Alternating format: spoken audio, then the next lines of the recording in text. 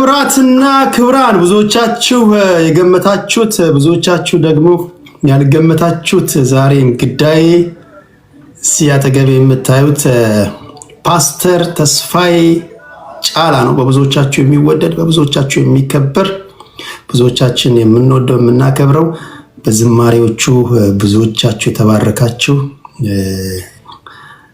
ወንድማችን ነው። ፓስተር ተስፋዬ ጫላ እንኳን ደህና መጣ ተሉታላችሁ። ቪዲዮ ልላክ። ኦኬ አብርተዋል። ሰላም ሰላም ቴዲ እንዴት አለ? ሰላም ነው ወይ? ይሰማል ድምጼ? ድምጽህ በጣም ነው የሚሰማው። እንዴት ነህ ፓስተር? እግዚአብሔር ይመስገን። እንዴት አለ ቴዲ? ሁሉ ሰላም? እግዚአብሔር ይመስገን ሁሉ ሰላም፣ ሁሉ ሸጋ። እዚህ ይመስገን። በዚህ ያላችሁ ሁሉ እንዴት አላችሁ? እንዴት አላችሁ? እንዴት ናችሁ? ይሄ ነገር ለኔ አዲስ ነውና እንግዲህ እስቲ ታሳየኛለህ እንዴት እንደሆነ። ትለምደዋለህ። እዚህ ሰው የሰራው ነገር ሁሉ ይለመዳል። እኛም ብዙ ስለቆየንበት ነው እንጂ ያው የመጀመሪያ ጊዜ በጣም ግራ ያጋባ ነበር። ከላይ ዝም ብሎ እንዲሁ ገረፍ ማለት ነው እንጂ እንደዚህ ገብቼ አላውቅምና መጀመሪያ ላይ ተቸግሬ ነበር። አይ ቲንክ ትክክል ነው ይመስለኛል። እስካሁን ያለው ልክ ነው አይደል? እስካሁን ያለው ልክ ነው። ለእናንተ ይሰማችኋል አይደል? የፓስተር ድምጽ አንድ እንግዳችን ወደ በኋላ አካባቢ ይመጣል። የፓስተር ተስፋዬ ጫላ ድምጽ ይሰማችኋል እናንተ? በእኔ ስለገባው ይሰማችኋል። መቀጠል እንችላለን። እዚህ ጋር ከኔ ከጎኔ ሆኖ የምታዩት ፓስተር ተስፋዬ ጫላ ነው። ከሱ ጋር ቆይታ እናደርጋለን። በቴሌግራምም ነግሬያቸዋለሁ፣ በቲክቶክም ነግሬያቸዋለሁ። ገምቱ ብዬ የሱን ፒክቸር ብለር አድርጌ ከበስተጀርባ ደግሞ በኋላ የሚመጣ አንድ እንግዳ አለኝ። እሱን እንደዚሁ በስራ ትንሽ ቢዚ ስለሆነ ነው። ብዙዎቻችሁ ገምታችኋል። እዚህ የምንሰማው ባክግራውንድ መዝሙር ውስጥ ያለ የተስፋዬ ጫላ ነው። ቆይታ ካደረግን በኋላ ለተወሰናችሁ ሰዎች እድል ሰጥቻችሁ እኔ በቴዲ ቦታ ብሆን ፓስተር ተስፍሽን የምጠይቀው ጥያቄ ብላችሁ የምታነሷቸው ካሉ እነሱን ለእናንተ እድል ሰጣችኋለሁ፣ ትገባላችሁ። ያ እስኪሆን ግን ታፕታፕ ኮፒ ሊንክ ሼር ታደርጋላችሁ። ላይቭ ስትገባ ታፕታፕ ማስደረግ እንዳትረሳ። አስተምረኛ እሱን ቴዲ እንዴት ነው የሚደረገው? ታፕታፕ ማለት ስትገባ እዚህ በራይት ሃንድ ሳይድ በኩል በቀኝ በኩል ጥግ ላይ 1.7 ይታያል። አሁን 1700 ሰዎች እያዩ ነው ማለት ነው። ኦኬ ታፕታፕ የመጀመሪያ ነው ላይቭ ስገባ እና አላውቀውም እንዴት እንደሆነ። ስለዚህ ያው በዛውም እየተማርኩ ነው ማለት ነው። ስለዚህ ቁጥሮችን ታያለ እዛ ጋር ሰዎች አንተ ላይቭ ስትገባ ሪኩዌስት ልከው ከአንተ ጋር መገናኘት ሲፈልጉ ሁለት በፒንክ እና በብሉ ሁለት የሰው ምልክቶች አሉ። እዛ ጋር ቁጥር ይታያል። አሁን እኔ ጋር ሁለት ሰዎች ይታዩኛል። እሱን ስትነካ አጠቃላይ ብዙ ሰዎች ናቸው የላኩት። 17 ሰዎች ናቸው ልከዋል። የምትፈልገውን ሰዎች ፒክ እያደረክ የምታስገባበት ነው። ሌላው አንተ ከሆነ በአንተ ቤት ከሆነ ላይቭ የገባኸው አንተ ያለህበትን ቦታ በትልቁ ታደርግና ታፕታፕ ማለት በጣታቸው ስክሪኑን ነው የሚደበድቡት። ያ ማለት ተደራሽነቱ ይሰፋል፣ ብዙ ሰዎች ጋር ይደርሳል፣ መቆራረጥም አይኖረውም ነው የሚሉት እንግዲህ የቲክቶክ ፈጣሪዎች። ሼር ሲደረግ ደግሞ ለብዙ አሁን እዚህ ጋር ከታች ለ1400 ሰዎች ሼር እንደተደረገ ያሳየኛል። 169 170 ሺህ ጊዜ ታፕታፕ ተደርጓል። እንዲህ እያለ ነው እንግዲህ የሚሰራው። ስለዚህ ሼር ያደረጉትን ቁጥር ነው የምታየው ማለት ነው። እዚህ ጋር ሼር ያደረጉትን ታያለ፣ ምን ያህል ሰው እያየህ እንደሆነ ታያለ። 1900 ገብቷል። አሁን 1074 ያለመቆራረጥ ለአድማጭ ተመልካች እንዲደርስ ለማለት ያህል ነው። አድማጭ ተመልካቾችን አክብረህ በጣም ማትገኝ ሰው እንደሆን ካውቃለሁ። በጣም ለሚዲያ ሲናገርም እንደሰማችሁት አዲስ ነው። ስለመጣ ስለወደድከን ስለመረጥከን ከልብ ነው የማመሰግነው። ቴንኪው ቴዲ ቴንኪው። እግዚአብሔር ይባርክ። ቴንኪው። እኔ በጣም ደስ ብሎኛል። እንግዲህ ያው ብዙዎቻችሁ እንደምታዩት ይሄ ሰፈር ለኔ አዲስ ነው እና እግዚአብሔር የተመሰገነ ይሁን። ያው ስለጋበዝከኝ ቴንኪው በጣም ጌታ ይባርክህ። አመሰግናለሁ። እግዚአብሔር ይባርክ በጣም። እንግዲህ ደግሞ ያው መልካም ጊዜ ይኖረናል ብዬ ተስፋ አደርጋለሁ። እሺ ክብራትና ክብራን አድማጮቼ እናንተ ታፕ ኮፒ ሊንክ ሼር በማድረግ እንደተለመደው ቆይታ እናደርጋለን። ከጨረስኩኝ በኋላ አንደኛው እንግዳችን ዘግይቶ እንደሚገባ ነው የነገረኝ። እሱ ጆይን ሲያደርግ የምታዩት ይሆናል። ሳይበዛ ወደ በኋላ አካባቢ እድል ከሰጠኋችሁ ሳይበዛ አጥጥን ምጥን ያለች ኦኬ ይቆራርጣል የሚል ሜሴጅ እየደረሰኝ ነው። ታፕ አርጉ አንዳፍታ እኔ ያለሁበት ቦታ ላይ ታፕ አርጉና 250,000 አስገቡት። 250,000 አስገቡት።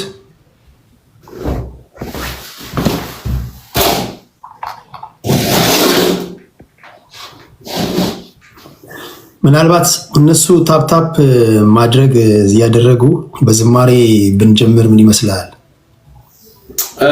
መልካም እንግዲህ ሌላኛው እንግዳችን አልተገኘም ነግሮኛል። ለኮንፈረንስ ስቱዲዮ ነው ያለው፣ አንድ ቪዲዮ እየሰራ ነው። እና እግዚአብሔር ይመስገን ጌታ ይመስገን። እንግዲህ ያው ዝማሬ መቼስ እኔ ልምረጥ ወይስ በአንተ ትሄዳለህ? እወድሃለሁ ጌታ ነበረ የሚለው መዝሙር ጊዜ በአእምሮ ይመላለሳል። እሱ ወደ ባህል እንዘምራለን። መልካም እንግዲህ ያው ዝማሬ ያው ህይወታችን አይደል? ዝማሬ ሲከፋን እንዘምራለን፣ ደስ ሲለን እንዘምራለን፣ ለምስጋና እንዘምራለን፣ ስናለቅስ እንዘምራለን፣ ስንታመን ጌታን እንዘምራለን እና እግዚአብሔር የተመሰገነ ይሁን። እግዚአብሔር ይመስገን። ሰሞኑን ባለውበት በአንትወርፕ ቤተክርስቲያን እዚህ በመጋቢነት በማገለግልበት ቤልጅየም በዚህ ልክ በኦክቶበር ላይ ሁልጊዜ በየወሩ የሚደረግ የጾምና የጸሎት ጊዜ አለ እና ሰሞኑን በዛ ላይ እግዚአብሔር በብዙ እየረዳን ጌታን እያመሰገንን ማታ ማታ ደግሞ በላይቭ እየተገናኘን ዙም እንጸልያለን እና እግዚአብሔር የተመሰገነ ይሁን እና በዛ ላይ ሰሞኑን ስዘምረው የነበረውን ዝማሬ ወደ አንተም ስመጣ ያው እሱኑ ነው በልቤ ውስጥ ያለውና እግዚአብሔር የተመሰገነ ይሁን። አንተን ጠርቶ ማን አፈረ? ተማምኖብህ ማን ገሰረ? የተዘጋውን ትከፍታለህ፣ የታሰረውን ትፈታለህ፣ የታመመውን ታድናለህ፣ የሞተውን ታስነሳለህ። በጣም እንደ ጌታ መቼስ የምናመልከው አምላክ ከሁሉ በላይ አይደለም? ይሄን ሁሉ ማድረግ የሚችል ማንም ባለስልጣን የለም፣ የኛ ጌታ ብቻ ነው። ምናልባት አንዳንዶች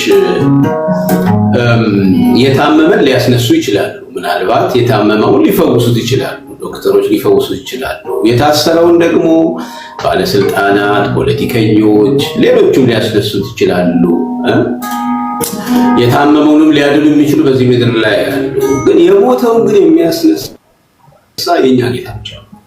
የሞተውን ብቻ በህይወት የሚያኖር የኛ ጌታ ብቻ ነው። ስለዚህ እግዚአብሔር የተመሰገነ ይሁን። ቸርነቱን ምሕረቱን እያሰብን በዚህ ዝማሬ ብንጀምር መልካም አይመስልም? ቴዲ በጣም ደስ ይለኛል። አንተን ጠርቶ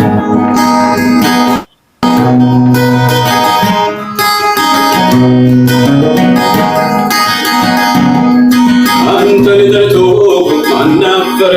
ተማምነው ማን ገሰረ? የተዘጋውን ትከፍታለህ፣ የታሰረውን ትፈታለህ፣ የታመመውን ታድናለህ፣ የሞተውን ታስነሳለህ።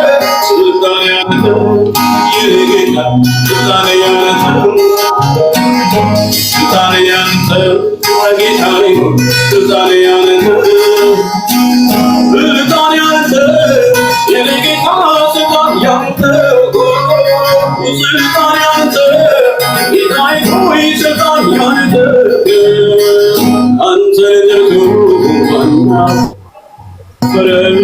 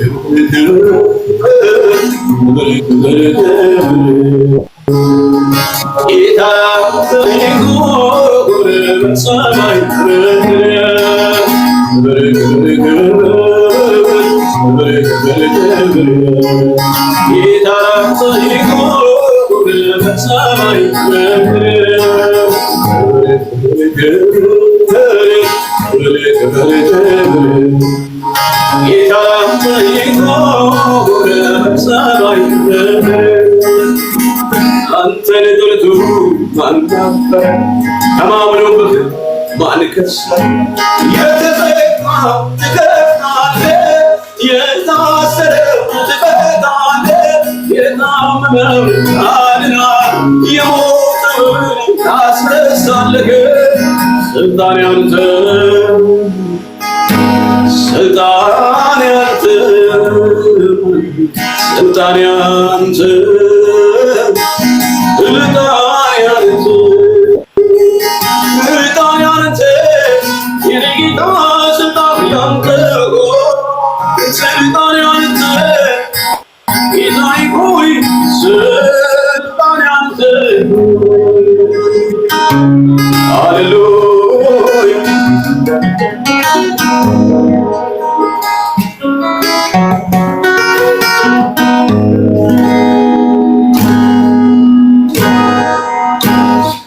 አሜን።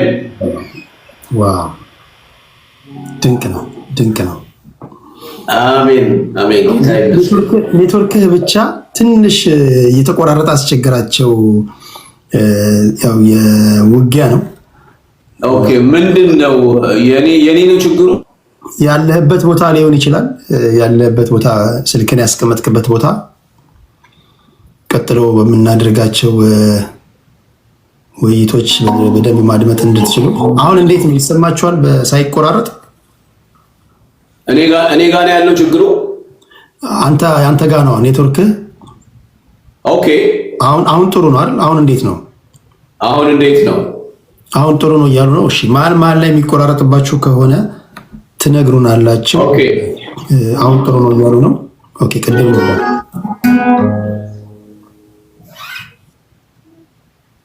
ኦኬ አሁን ጥሩ ነው ይሰማል እያሉ ነው። ኦኬ ከልብ ነው ማመሰግነው። ታፕ አድርጉ። ኮፒ ሊንክ ሼር ማድረግን እንዳትረሱ። በጣም ደስ የሚል ዝማሬ አድምጠን ተመልሰናል። መሀል ላይ እንደዚሁ ዝማሬዎችን ተስፍሽ ይዘምርልናል። እንጀምር ይቻላል? እሺ የመጀመሪያው ጥያቄ ማነሳለ በመንፈሳዊ ዓለም ያሉ ሰዎች ጌታን በተለያዩ መንገዶች ተገናኘን ወይም ደግሞ ጌታን አገኘሁት ሲሉ ይደመጣሉ እና አንዳንዱ ከቤተሰቤ ነው፣ አንዳንዱ ሰው መስክሮልኝ ነው፣ አንዳንዱ መጽሐፍ ቅዱስ ሳነብ ነው ይላል እና እንዴት ነው ወደ ጌታ ቤት የመጣው? እስኪ አጠቃላይ እንዴት ጌታን ተገናኘው? ከቤተሰብ ነው? ተመስክሮልህ ነው? እስኪ እሱን ለአድማጭ ተመልካቾቻችን ብንነግረን። እሺ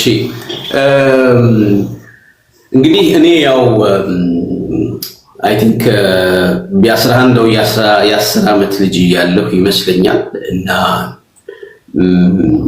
ታላቅ እህቴ ዩኒቨርሲቲ ተማሪ ነበረች። በተለያዩ ኢንተርቪዎች ተናግሬዋለሁኝና እና እሷ በዩኒቨርሲቲ በምትማርበት ጊዜ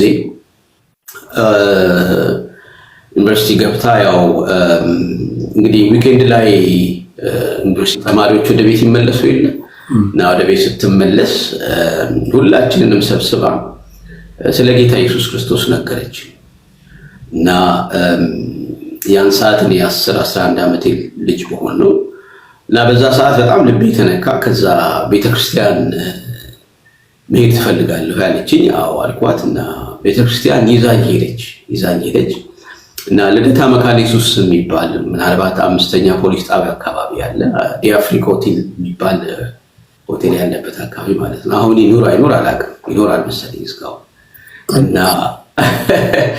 እዛ አካባቢ ያለ ቤተክርስቲያን ነው ልደታ መካነ ኢየሱስ ማለት ሆቴሉ ማለት ነው። ቤተክርስቲያናችን አለ እንግዲህ አፍሪካ ሆቴል ጀርባ ያለ ቤተክርስቲያን አለ። ሆቴሉን ማለት ነው እና ያው ብዙ ነገር ስለተለወጠ ማለት ነው ኢትዮጵያ እና እዛ ሄድኩኝ። አስታውሳለሁ ወደ ቤተክርስቲያን ስገባ አንድ መዝሙር ይዘመራል። የአዲስ ኪዳን ቅዱስ ካህን የጽድቅ ንጉሥ የዓለም መድን የእውነተኛይቱ ድንኳን አገልጋይ ቅዱስ ካህን አለን በላይ በሰማይ የሚል መዝሙር ይዘምራልና ጉባኤው ሁሉ ይዘምራል እና በቃ ልገልጸው የማልችለው በአንደበት ልገልጸው የማልችለው ደስታ፣ ሐሴት፣ ፍስሐ ከጌታ ጋር የመገናኘት ጊዜ እግዚአብሔርን በቃ በልቤ ፊል የማደርግበት ትልቅ ሞመንት ነበርና ሌላ ዓለም ውስጥ የገባው ነው መሰለኝ። ከዛ ትዝ የሚለኝ እህቴ ቆማ ጎን ላይ መዝሙሩ እየተዘመረ ታለቅስ ነበር እና በቃ እሷን አይቼ እኔም ማልቀስ ጀመርኩ። እንግዲህ በእንዲህ አይነት ሁኔታ ያው ከዛ በፊት መጽሐፍ ቅዱስ አላነበብክም? የመሰከረልህ የለም? ያ የመጀመሪያ ጊዜ ነው። ያ የመጀመሪያ ጊዜ ነው። እሷ ይዛኝ ሄዳ በመጀመሪያ ጊዜ እዛው ነው የተገናኘ ነው ማለት እንግዲህ ጌታን ያገኙት እዛ ነው እና የሚገርመው ነገር ያው እንግዲህ ከዛ ጊዜ ጀምሮ ቤተክርስቲያን ውስጥ አለሁኝ ማለት ነው። ዓመተ ምሕረቱን ታስታውሰዋለህ? እድሜ ያናሰላም አይዞህ። ዓመተ ምሕረቱን ታስታውሰዋለህ? አዎ ዓመተ ምሕረቱን አስታውሰዋለሁ። አይ ቲንክ በኢትዮጵያ 1978 ነገር ምናምን እንደዛ ሳይሆን ይቀራል። ችግር የለም እድሜ ማዝለት ይቻላል። በጣም ይገርማል። 52 ዓመቴ ነው። ስለዚህ ምንም ችግር የለም። እድሜ ግን ሲሰላ አሁን አንዳንድ ሰዎች በጌታ ቤት ከመጣው ነው ወይስ ከመጀመሪያው ጀምሮ ይላሉና አሁን ለምሳሌ 52 ስትል በጌታ ቤት ከመጣበት ጊዜ ጀምሮ ነው? አይደለም አጠቃላይ ነው። ዋው እና ያው ይሄን ይመስላል ቴዲ እና እግዚአብሔር ይመስገን። ያው ከዛ ጊዜ ጀምሮ እንግዲህ ያው ሰንደይ ስኩል ውስጥ እና አደግኩኝ። ሰንደይ ስኩል ውስጥ ተማርኩኝ እና ሰንደይ ስኩል አስተማሪ ምናልባት እሱም ያው በእድሜም ብዙም ላይበልጠኝ ይችላል፣ ግን ያው በዛ ሰዓት ሰንደይ ስኩል ያስተምረን ነበር እና ምናልባት በአርት ውስጥ አሁን በጣም ፌመስ ነው የታወቀ ነውና ሰለሞን ታሼን ታውቀዋለህ? ሰለሞን ታሼ ማለት ጋጋ ነው? አዎ ያ እሱ የዛን ጊዜ ነበር። አዎ እንዴ እኔ ሰንደይ ስኩል ያስተማረኝ እሱ ነው። ድራማ በጣም ያሰራኝ ነበር። ድራማ በጣም ወዳል። ድራማ ጽፋለሁ፣ ድርሰቶች ጽፋለሁ እና ከባይብል ጋር የተያዙ ድርሰቶችን እንደዚህና ይገርማል። በዛ ጊዜ ራሱ በቃ ስለ ጌታ ማለት አሁን ስለ መጽሐፍ ቅዱስ ታሪክ ሲያስተምረን በጣም በሚገርም አርቲስቲክ በሆነ መንገድ ነበር የሚያስተምረን። ማለት የሚገርም ተስጦ እንዳለው ሁሉ ሰው ያውቃልና በዚህ አጋጣሚ ያው የእሱንም ትዝታ ላንሳለህ ብዬ ነውና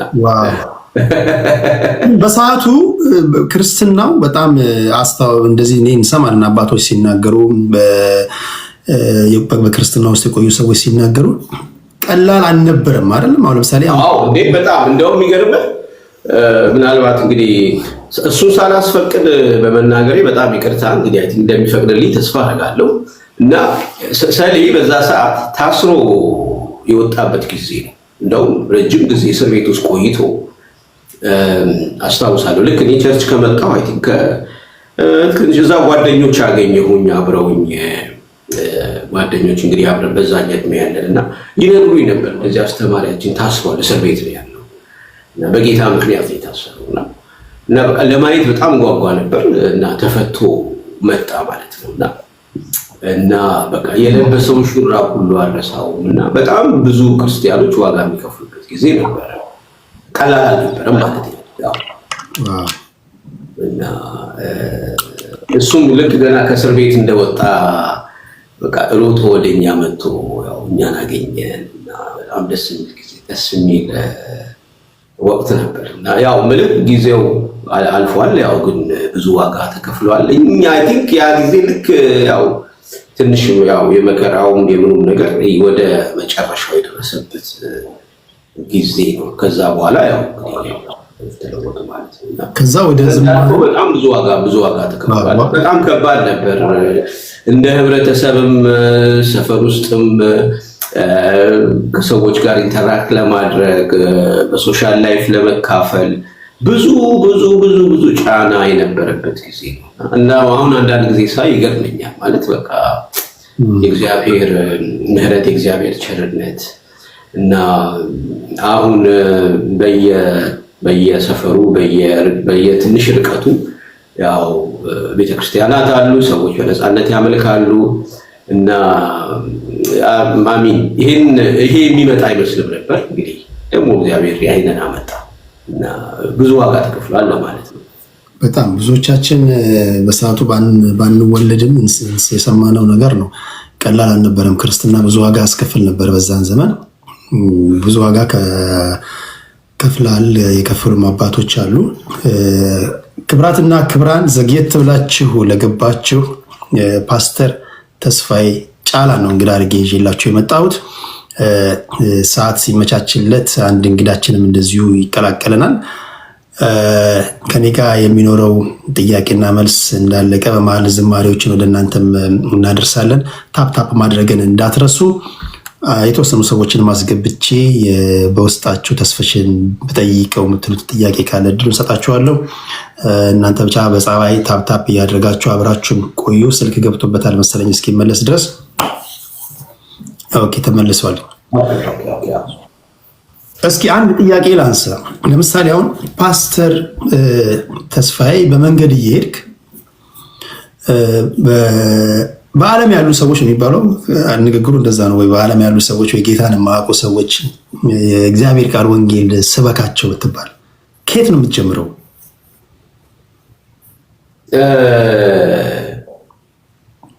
እንዴ ይሄማ ከፍቅር ነው። ከፍቅር ሰው እኮ እግዚአብሔር ዓለሙን ስለወደደ ይላል አይደል? ዓለምን ስለወደደ አንድያ ልጁ ለሰው ልጆች መድኃኒት ይሆን ዘንድ፣ ፈውስ ይሆን ዘንድ፣ ለሰው ልጆች መዳን ይሆን ዘንድ አንድያ ልጁን ለሰው ልጆች ሁሉ ሰጠ ነው የሚለው። እግዚአብሔር አንድያ ልጅ ብርቅ የሚለው ልጁ ያን አንድ ልጅ ነው ለኔ ለግሌ ለአንተ ለግል ለማንኛውም ሰው በዚህ ምድር ላይ ላለ ሰው ሁሉ እግዚአብሔር የሰጠው ስጦታ አንድ ስጦታ ያ አንድያ ልጁ ኢየሱስ ክርስቶስ ነው። እርሱ ስለኔና ስለ አንተ ዋጋ ከፍሎ አሁን ስለሚሰሙ ሰዎች፣ አሁን በዚህ ስለሚሰሙ ሰዎች፣ አሁን በዚህ ስለሚያዩ ሰዎች፣ አሁን በተለያየ አጋጣሚ ይሄንን ያንተን ፕሮግራም ለሚከታተሉ ሰዎች፣ ምናልባት ስለ ሃይማኖት ብዙም ግድ የማይላቸው ወይም የተለያየ አመለካከት ያላቸው ሰዎች አንድ ነገር ማቀው አንድ ነገር እውነት እንደሆነ እርግጠኛ ሁኝ የምናገረው ጌታ ኢየሱስ ክርስቶስ ለእነሱና ለኔ ለአንተ ሕይወቱ ሰጥቷል። እግዚአብሔር እኛን ስለሚወድ ፍቅር ነው። እግዚአብሔር ሲጀምር ወዶም ነው የጀመረው። እግዚአብሔር ሲጀምር ተቀብሎ ነው የጀመረው። እግዚአብሔር ሲጀምር መፍትሄ ሰጥቶ ነው የጀመረው። እሱም በክርስቶስ ኢየሱስ በኩል ነው። እሱም በክርስቶስ ኢየሱስ በኩል ነው ወደኛ የመጣው እና እግዚአብሔር ይመስገን። ይሄ ቸል የምንለው አጋጣሚ የምንሰማው ሳይሆን የመለኮት ጥሪ ነው። መለኮት ሲጣራ ከሰማይ፣ እግዚአብሔር ሲጣራ ከሰማይ በልጁ በኢየሱስ ክርስቶስ በኩል ነው የተጣራው እና ከዚህ የሚበልጥ እውነት፣ ከዚህ የሚበልጥ ህይወት የለም። ቴዲ እግዚአብሔር ይባርክ። አሜን አሜን አሜን። ካስረዘምክ በለኝ እንግዲህ ምንም ሰው 200 ሰዎች በፍቅር ይኸው የፍቅር እዚህ ኢሞጂ ነው የሚባለው የፍቅር ምልክት እየገለጹ ነው። እሱ የቱ አንተ ነው የምታየው? ኮመንት ወደ ላይ ሲያልፍ አይታየም? ኦኬ ከጎን የሚሄዱት ማለት ነው። እነዚህ አድማጮቼ የሚጽፉት ነው። የተለያየ አይነት ኮመንት ይጽፋሉ። የውስጣቸውን ፊሊንግ የሚጽፉበት ነው። ያው ዓለም ላይ ስላለን ብዙ አይነት ኮመንቶች ናቸው። በብዛት ግን እዚህ ያዩ ያለውት የፍቅር ኮመንት ነው። ከልብ ነው ማለት ነው። አይነት ኮመንት ቀድምም አንብቤያለሁ። ተስፍሽ ይሄ ቦታ ለአንተ አይደለም የሚል አንብቤያለሁ። የት ነው ታዲያ? መድኃኒት የሚያስፈልጋቸው ጋር ነው። ቴዲ ወዴት ነው ያመጣኸኝ ያልኩህ እኮ ይሄ ለአንተ አይገባም የሚል ጽሑፍ አንብቤያለሁ። ይሄ ነው እንደው ትክክለኛ ቦታ። ህመምተኞች ናቸው መድኃኒት የሚያስፈልጋቸው። በጣም ነው ማመሰግነው አድማጮቼ። መሀል ላይ ደግሞ አንዳንድ ጥያቄዎችንም አከል አድርጋለሁ። ብዙ ጊዜ ሰዎች ወደ ጌታ ቤት መጡ ሲባል ገንዘብ ተከፍሏችሁ ነው ተስፍሽማ ያኔ ወደ ጌታ ቤት ስትሄድ የሆነ ሳንቲም ተሰጥቶ ነው የሆነ ጥቅማ ጥቅም ኖሮት ነው ይባላል። እና እንደ ወደ ጌታ ቤት ስትመጣ ተከፍለዋል?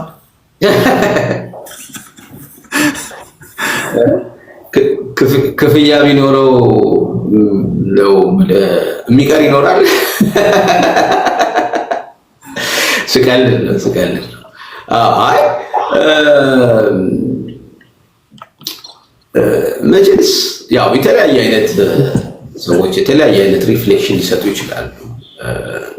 ከተለያየ ምክንያት ተነስተው የተለያየ አይነት እንዲህ አይነት ሪፍሌክሽኖች ሊሰጡ ይችላሉ። የተለያየ ከዚህም የባሱ ነገሮች ብዙ ነገር ይባላሉ እና ወል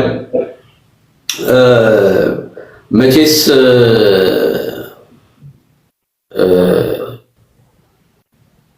እውነት ሲገለጥልህ ወይም እውነት ሲበራልህ እውነት ወደ ህይወት ሲገባ እውነት በቃ በልብ ሲገለጥ ወደኋላ የምትልበት አቅም አይኖርም እና ጌታን የመከተል ጉዳይ የእውነት ጉዳይ ነው፣ የመገለጥ ጉዳይ ነው። ሰዎች ገብቷቸው አምነውበት ኢየሱስ ክርስቶስ ጌታዬ ነው ብለው አምነው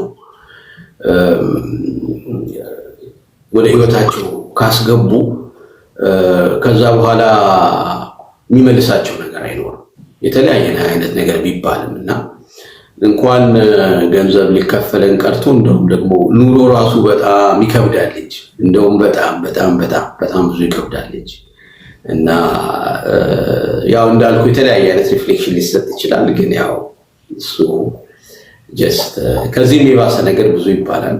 ግን እውነት ተገልጦልን ወደኋላ ማንልበት እውነት ገብቶ እግዚአብሔር በህይወታችን ማንነቱን ገልጦ ህይወታችንን የሰጠነው ጌታ ተገልጦልን ነውና መገለጥ በሰው ልብ ውስጥ የሚሆን ነገር ነው። መገለጥ ዝም ብለህ በእውቀት የምታመጣው ነገር አይደለም። መገለጥ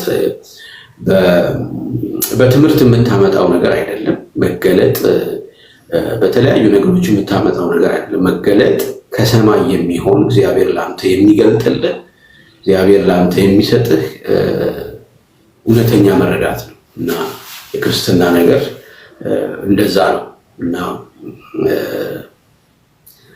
ስለዚህ ገንዘብ ተከፍሎን አይደለም ለማለት ነው። እንኳን ገንዘብ መከራውና ውርጅብኙ ራሱ ያን እያየ ማን ይገባል? ያው ሁላችሁ የምታውቁት ነው። ብዙ ጊዜ በተለምዶ ስለሚባል ነው ጴንጤውን ቆማ አንተማ ተከፍሎ ነው የሆነች ነገር ሸልቆጥ ተደርጎልን ምናምን የሚባል ነገር ስለምንሰማ ነው። ከዚህ ጥያቄ በኋላ ቅድም ሲቆራረጥ ነበር ዝማሬ፣ ወደ ዝማሬ እንሄዳለን። መሀል ላይ አንዳንድ ዝማሬዎችን እየሰማን ጥሩ ጊዜ ነው የምናሳልፈው። 2400 ሰዎች አላችሁ፣ ከውጭም ያላችሁ ገብታችሁ አድምጡ። ለወዳጅ ዘመድ ጓደኞቻችሁ ሼር አድርጉላቸው፣ ታፕ አድርጉ፣ ኮፒ ሊንክ አድርጉ። ተስፍሽን አሁን የምጠይቀው እስኪ መጽሐፍ ቅዱስ ገልጠ እዚህ ውስጥ ያለው አድማጭ ተመልካቾችን ከእግዚአብሔር ቃል ከፈለግ ከብሉይ ኪዳን ከፈለግ ከአዲስ ኪዳን እንደው አንድ ቃል አካፍላቸው ብለህ ምን ታካፍላቸዋለህ?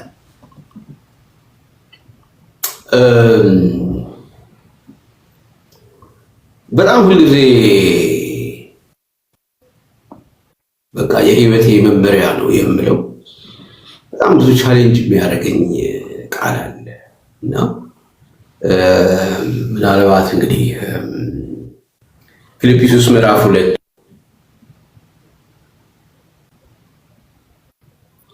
ስልክ እየገባበት ነው። በመሀል ዝማሬዎች ወደ እናንተ ያደርስልናል። ተስፍሽ ተመልሷል።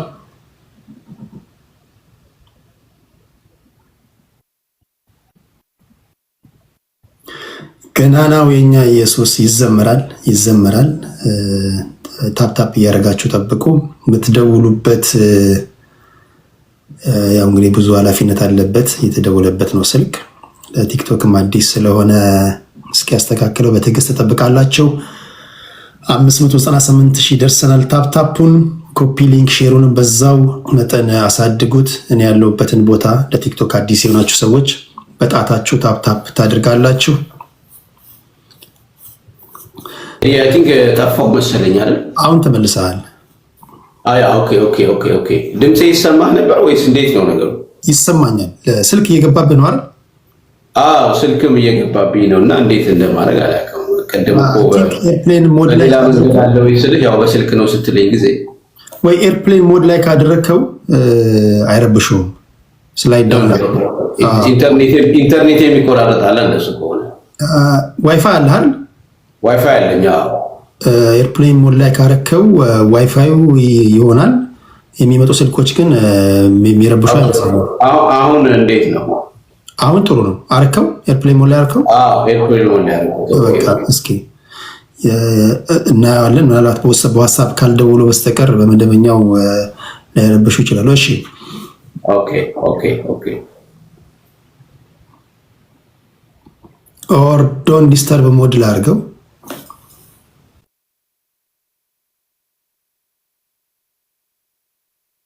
ላስተካክል አንዴ ጠብቀኝ።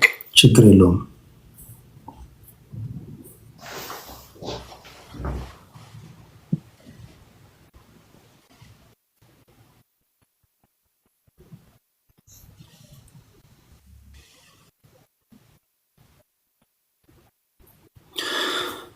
እሺ እንዴት ናችሁ?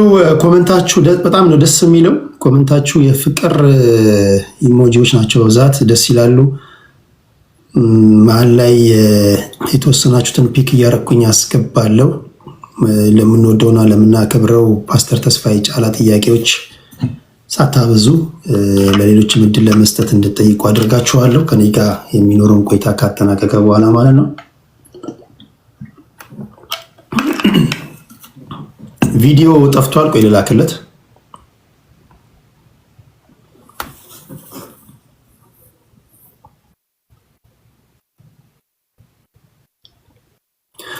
ገናናው የኛ ኢየሱስ ይዘምራል። ገናናው የኛ ኢየሱስ። እሺ ሌላስ? ሌላ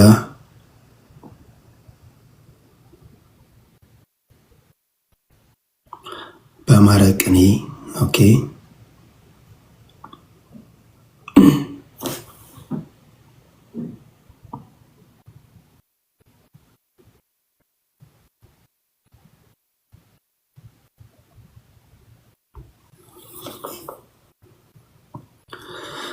እሺ እወድሃለሁ ጌታ። ኦኬ ኦኬ። እነዚህ ሁሉ ይዘምራሉ።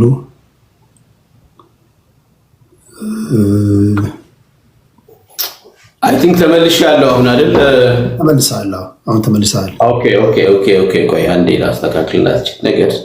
ኦኬ ኦኬ ዳትስ ጉድ። አይ ከዚህ በኋላ እንግዲህ ሶሪ፣ በጣም አድማጮችም በዚህ ያላችሁ በጣም ይቅርታ። ሶሪ። ትዕግስተኞች ናቸው። አስቀድሜ ስለነገርኳቸው ለዚህ ቀን ሲጠባበቁ ስለነበር የትም አይሄዱም። አይዞህ።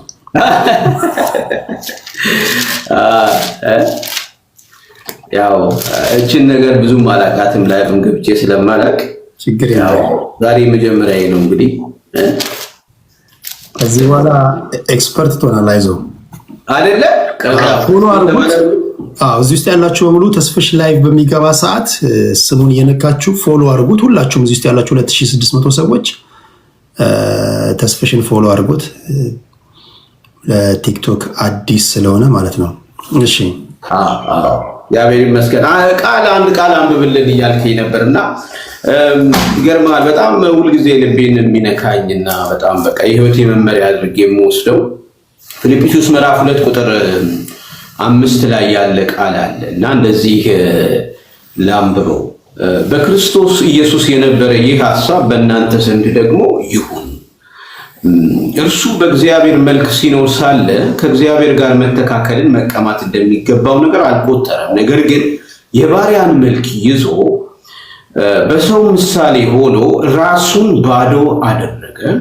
በምስሉም እንደ ሰው ተገኝቶ ራሱን አዋረደ፣ ለሞትም ይኸውም ለመስቀል ሞት እንኳን የታዘዘ ሆነ። በዚህም ምክንያት ደግሞ እግዚአብሔር ያለ ልክ ከፍ ከፍ አደረገው፣ ከስምም ሁሉ በላይ ያለውን ስም ሰጠው።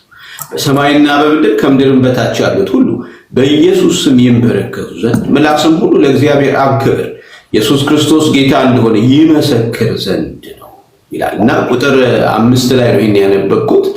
በክርስቶስ አንዳች ምክር ቢሆን፣ የፍቅር መጽናናት ቢሆን፣ የመንፈስ ኅብረት ቢሆን፣ ምሕረትና ርኅራኄ ቢሆን ደስታዬን ፈጽሙልኝ። በአንድ ሐሳብ ተስማሙ፣ በአንድ ፍቅር፣ አንድም ልብ፣ አንድም ሐሳብ ይሁንላችሁ።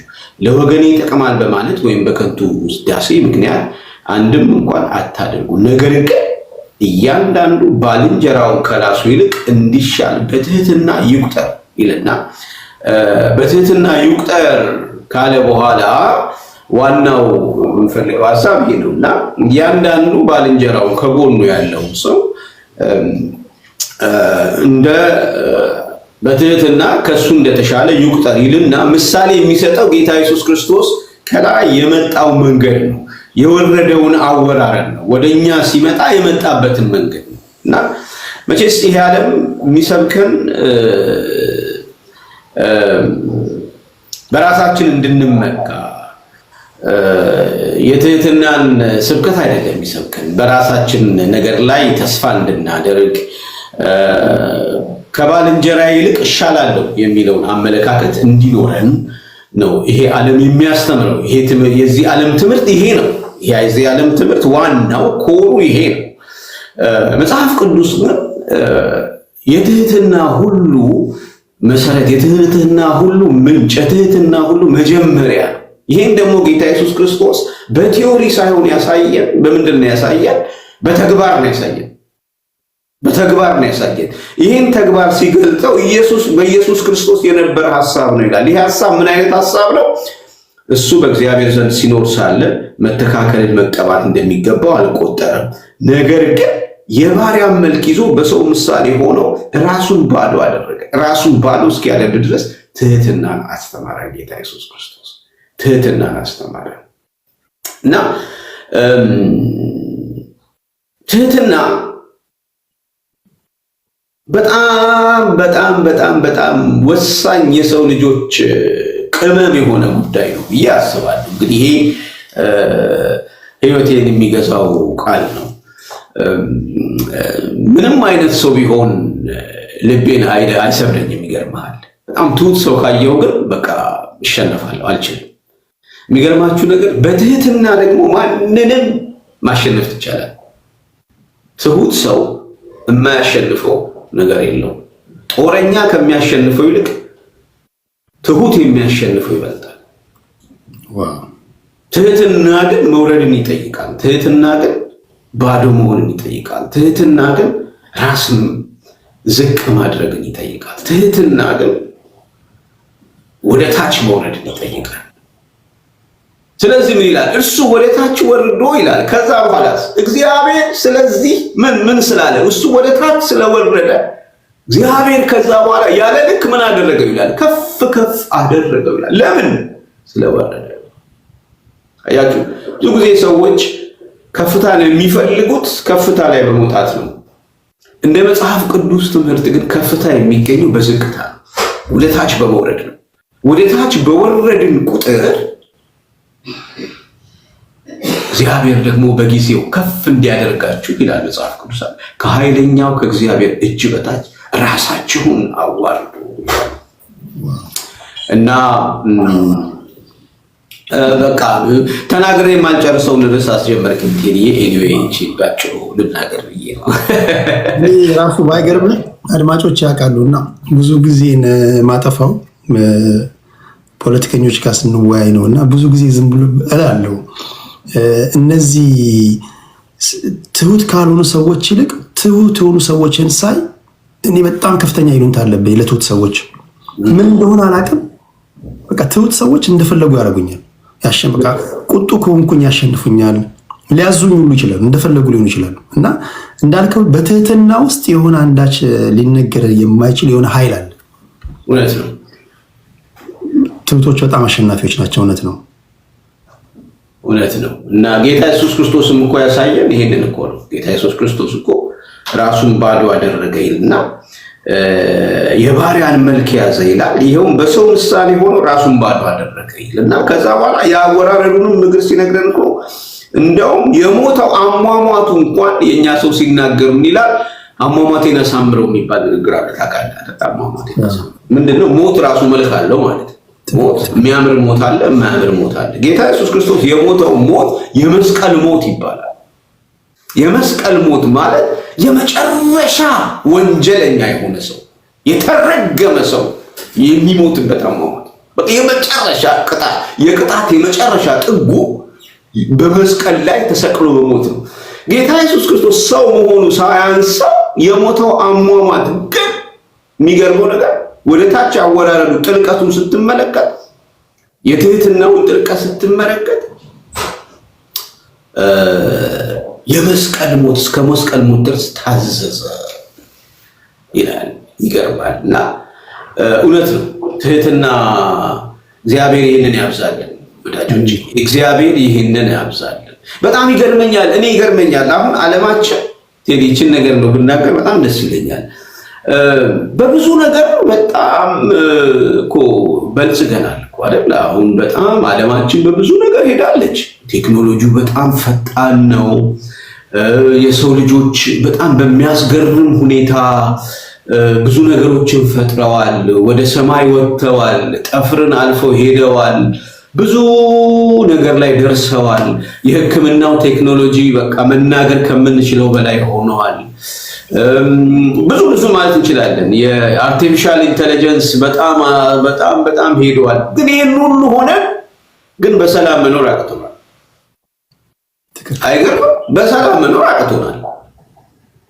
አውሮፓ ውስጥ ብትል ጦርነት አለ። አፍሪካ ውስጥ ብትል ጦርነት አለ። ጦርነት የሌለበት፣ ግጭት የሌለበት ይሄ የሆነ ትክክል ያልሆነ ነገር አለ ማለት ነው።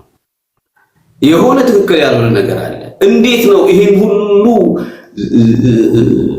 ደርሰን ይሄን ሁሉ ደረጃ ላይ ደርሰን በሰላም መኖር ያቃተን ለምንድን ነው? ይሄ እንግዲህ በአገራት ደረጃ ስናይ ነው። እሱ ብቻ ሳይሆን ከቤተሰብም ጀምሮ አብረን ከምኖርበት ሶሳይቲ ጀምሮ ያንን ሁሉ ስንመለከት በሰላም መኖር ያቃተን የትሑታን ልብ በልባችን ስለሌለ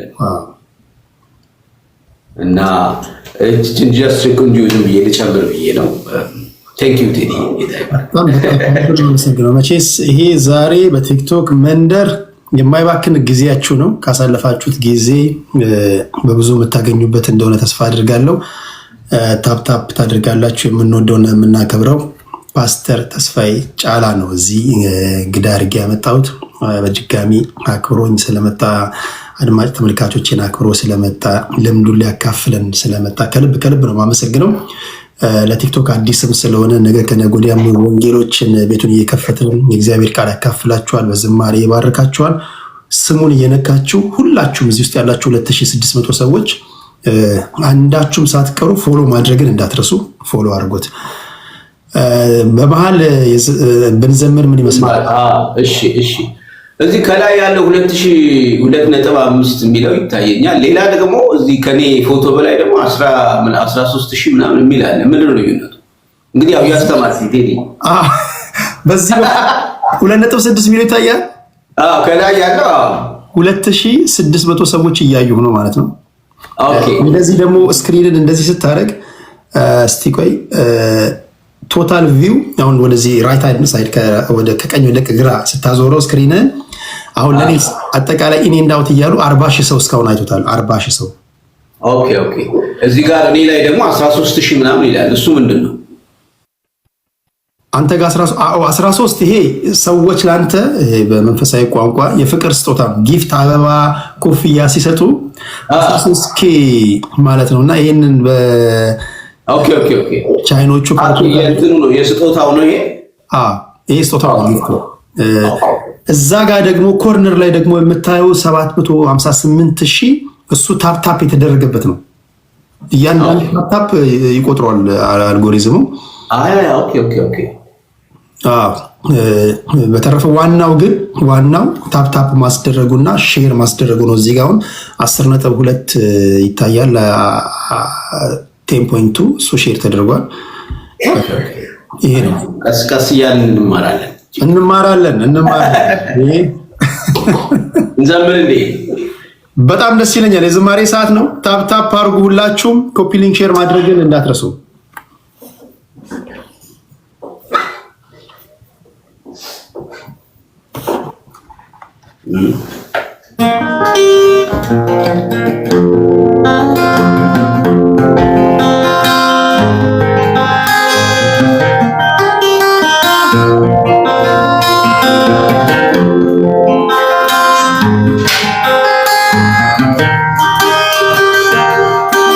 ስጋት አይገባኝ እኔስ በኢየሱሴ አምናለሁ ዘንድሮ መድረሴ ለነፍሴ መድኃኒት መጠጊያ ሆኗታል እንደ ትላንትና ነገም በእርሱ ያልፋል ስጋት አይገባኝ እኔስ በኢየሱሴ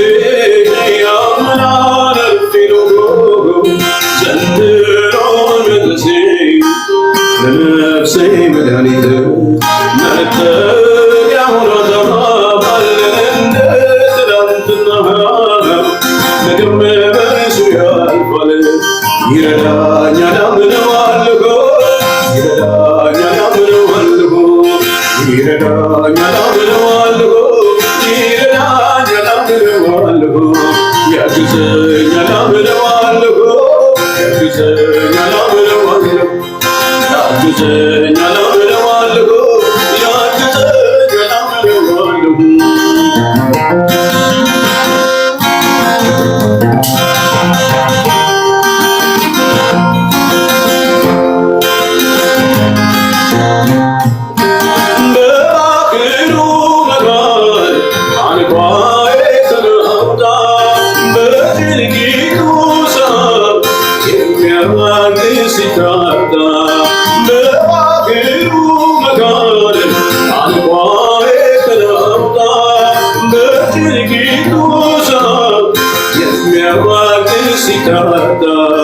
ፈጥኖ ደርሶ ማዕበሉን ገሰጸው ኢየሱስ ኧረ እንዴት ድንቅ ነው እኔ ብጠላ ይህን ስላየሁኝ ለነገው እሱን ተስፋ አደረኩኝ እኔ ብጠላ ይህን ስላየሁኝ ለነገው እሱን ተደገፍኩኝ ስጋት አይገባኝ እኔስ በኢየሱሴ አምናለሁ ዘንድሮ መድረሴ ነፍሴ መድኃኒት መጠጊያ ሆኗታል እንደ ትላንትና ነገም በእርሱ ያልፋል ይረዳኛል አምነዋለሁ ይረዳኛል አምነዋለሁ ይረዳኛል አምነዋለሁ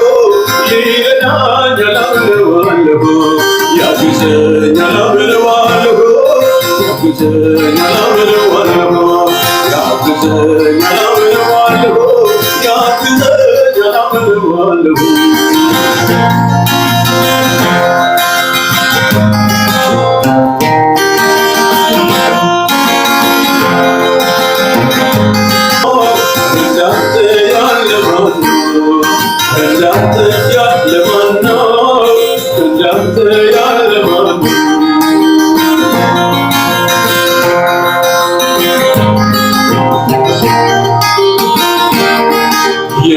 የሚያስጨንቀኝ በአንተ ላይ ጥላለሁ ጥያቄ ሁሉ ላንተ እነግራለሁ የመድኃኒቴ አምላክ ተስፋ አደርጋለሁ የመድኃኒቴ አምላክ ተስፋ አደርጋለሁ የሚያስጨንቀኝ በአንተ ላይ ጥላለሁ ጥያቄ ሁሉ ላንተው እነግራለሁ የመድኃኒቴ አምላክ ተስፋ አደርጋለሁ የመድኃኒቴ አምላክ ተስፋ አደርጋለሁ የሚያስጨንቀኝ በአንተ ላይ ጥላለሁ ጥያቄ ሁሉ ላንተው እነግራለሁ የመድኃኒቴ አምላክ ተስፋ አደርጋለሁ የመድኃኒቴ አምላክ ተስፋ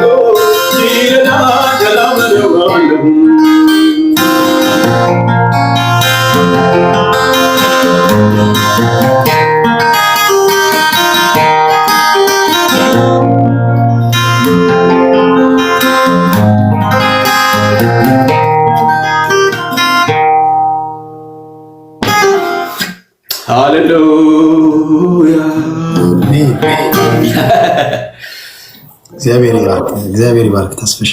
አሜን አሜን አሜን አሜን። ወዳጆቼ ጌታ ይባርካችሁ። እንዴት ነው? እየተባረካችሁ ነው? እንዴት ነው ቅዳሜያችሁ? እንዴት እየሄደ ነው? ዘግየት ብላችሁ ለገባችሁ 3200 ሰዎች ላይ ተጨመራችሁ። ፓስተር ተስፋዬ ጫላ ነው እንግዳ አድርጌ ያመጣሁላችሁ። በጣም ብዙዎች ደስተኞች ናቸው። ዋው! አሜን አሜን። ቴዲዬ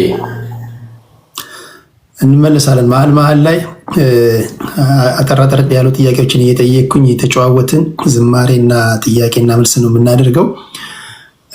እስኪ አንድ ደግሞ ጥያቄ ልጨምር። አንዳንድ ሰዎች አሁን የእናንተን ዘመን ክርስትና ያሉ የከፈላችሁትን ዋጋ የመጣችሁበትን መንገድ ለጌታ ያላችሁን ቀናነት ያዩና ክርስትና ድሮ የነበረው ክርስትናና አሁን ያለው አይገናኝም የሚል ንጽጽር ይሰራሉ። እና እንደው በአንተ ተስፍሽ በዚህ ዘመን ያለውን ክርስትና እና በአንተ በጀመርክበት አካባቢ የነበረውን በታይም ፔሪድም ከፋፍለ ማስቀመጥ ትችላለህ? እንዴት ትገልጸዋል? አንዳንዶች አሁን ብዛት ነው እንጂ ጥራት የለም ይላሉ። ጥራት አለ። ለጌታ እስከ መሞትም ድረስ እስከ መገረፍም ዋጋ እስከ መክፈልም የሚደርሱ ቆራጥ ክርስቲያኖች የነበሩበት ነው ይላሉና ይሄ ነገር ትክክል ነው? እንዴት ታያለህ ያሁን ዘመንን ክርስትና?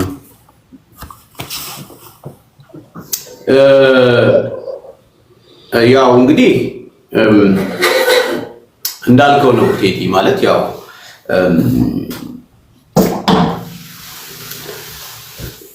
ምንድነው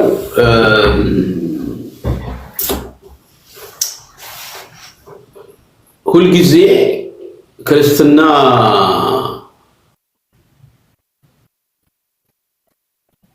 ውበት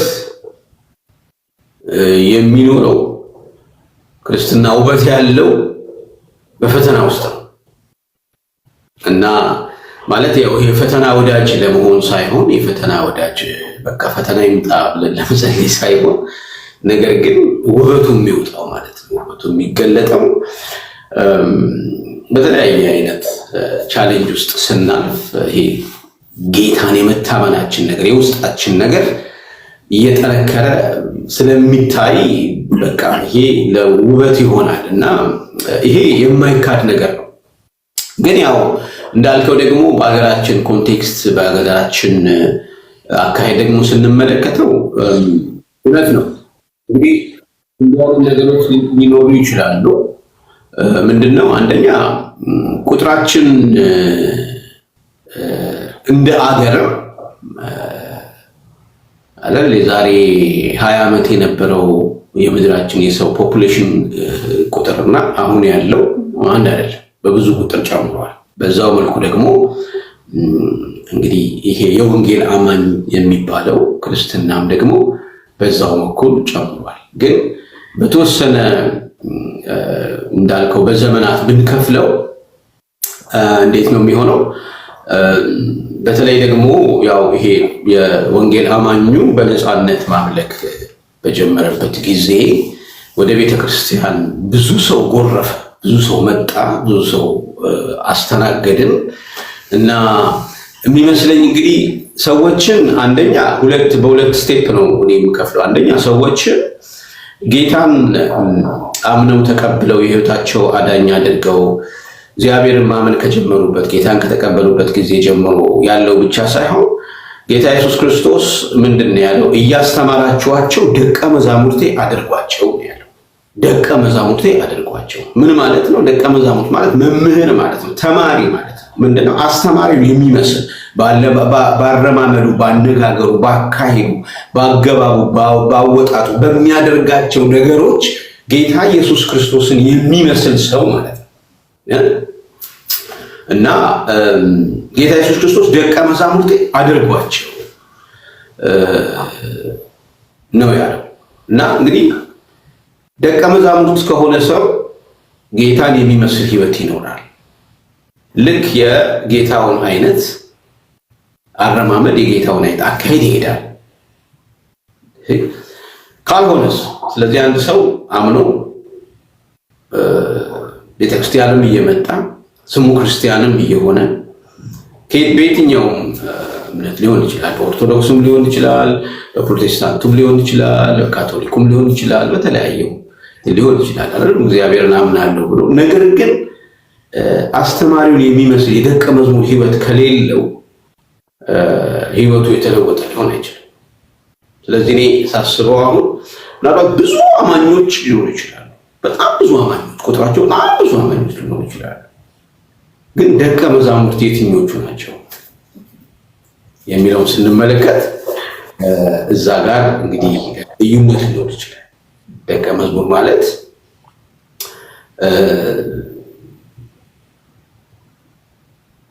ህይወቱን ልክ እሱን የሚመስል ህይወት የሚኖር ሰው ማለት ነው።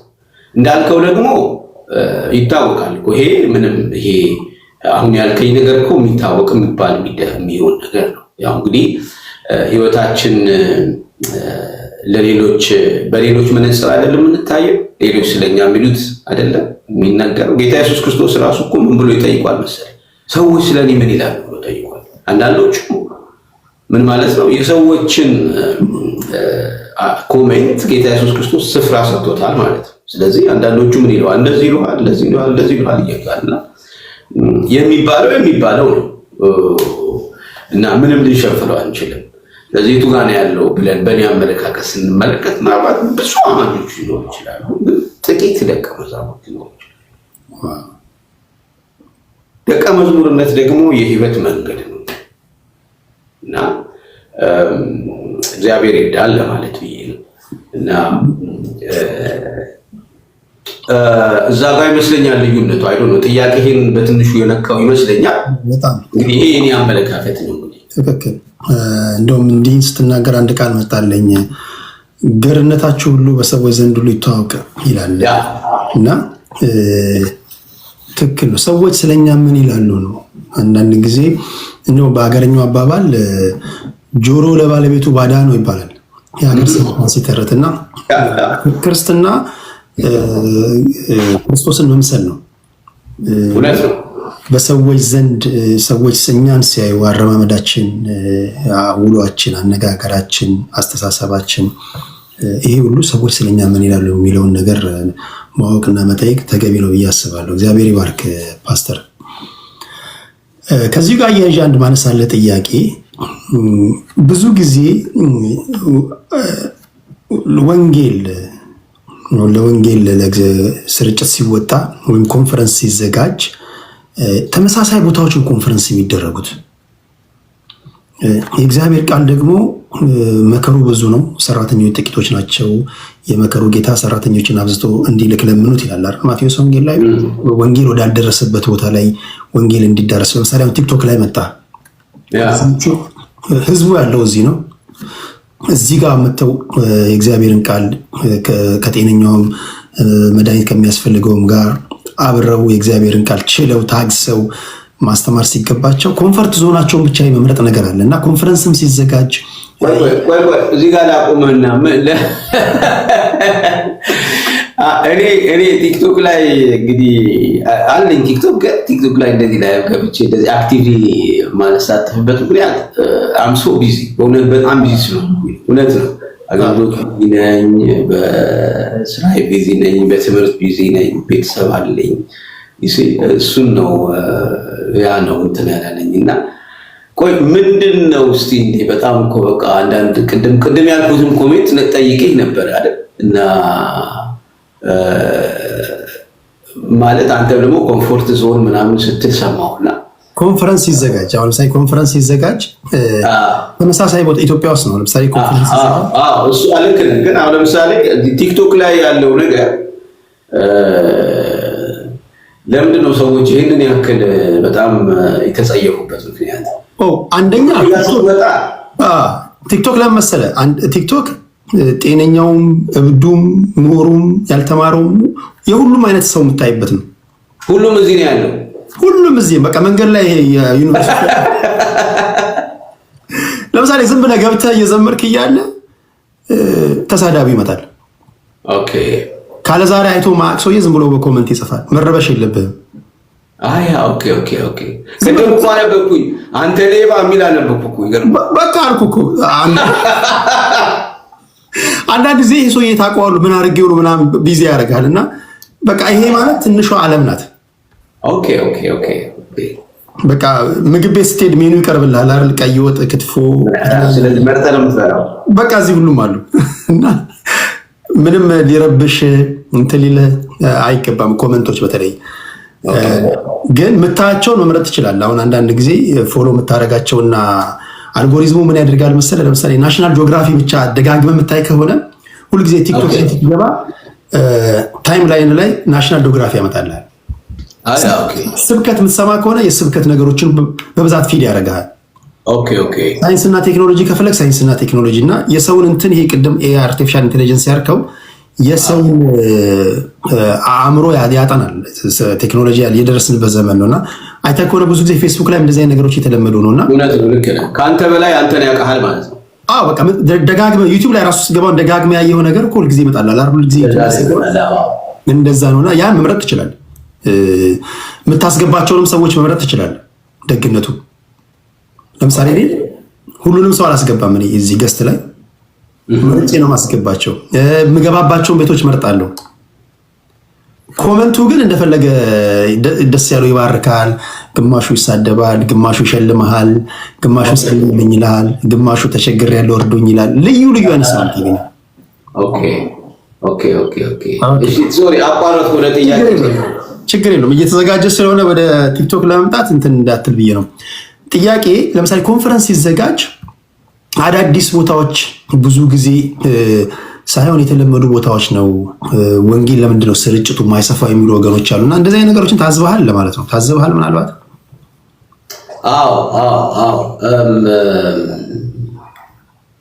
አይ ቲንክ በተወሰነ መልኩ ያው ይሄ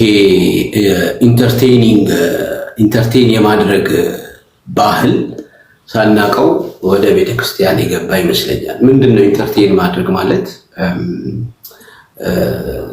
ሰዎች ሊሰሙትና ሊወዱት የሚፈልጉትን ነገር ማቅረብ ማለት ነው። ሰዎች የተለያየ አይነት ኢንትረስት አላቸው። ስለዚህ ያንን ኢንትረስት ነው መስማት የሚፈልጉት እና ባይ ዘ ዌይ እንዲህ አይነት መጽሐፍ ቅዱስ ራሱ ይናገራል። የመጨረሻው ዘመን አንዱ ምልክት ሰዎች በቃ የሚፈልጉትን ነገር እንዲሰሙ ይሆናሉ። ያንን ብቻ ይፈልጋሉ ማለት ነው እና ስለዚህ ምንድነው ኢንተርቴይኒንግ አይነት ካልቸር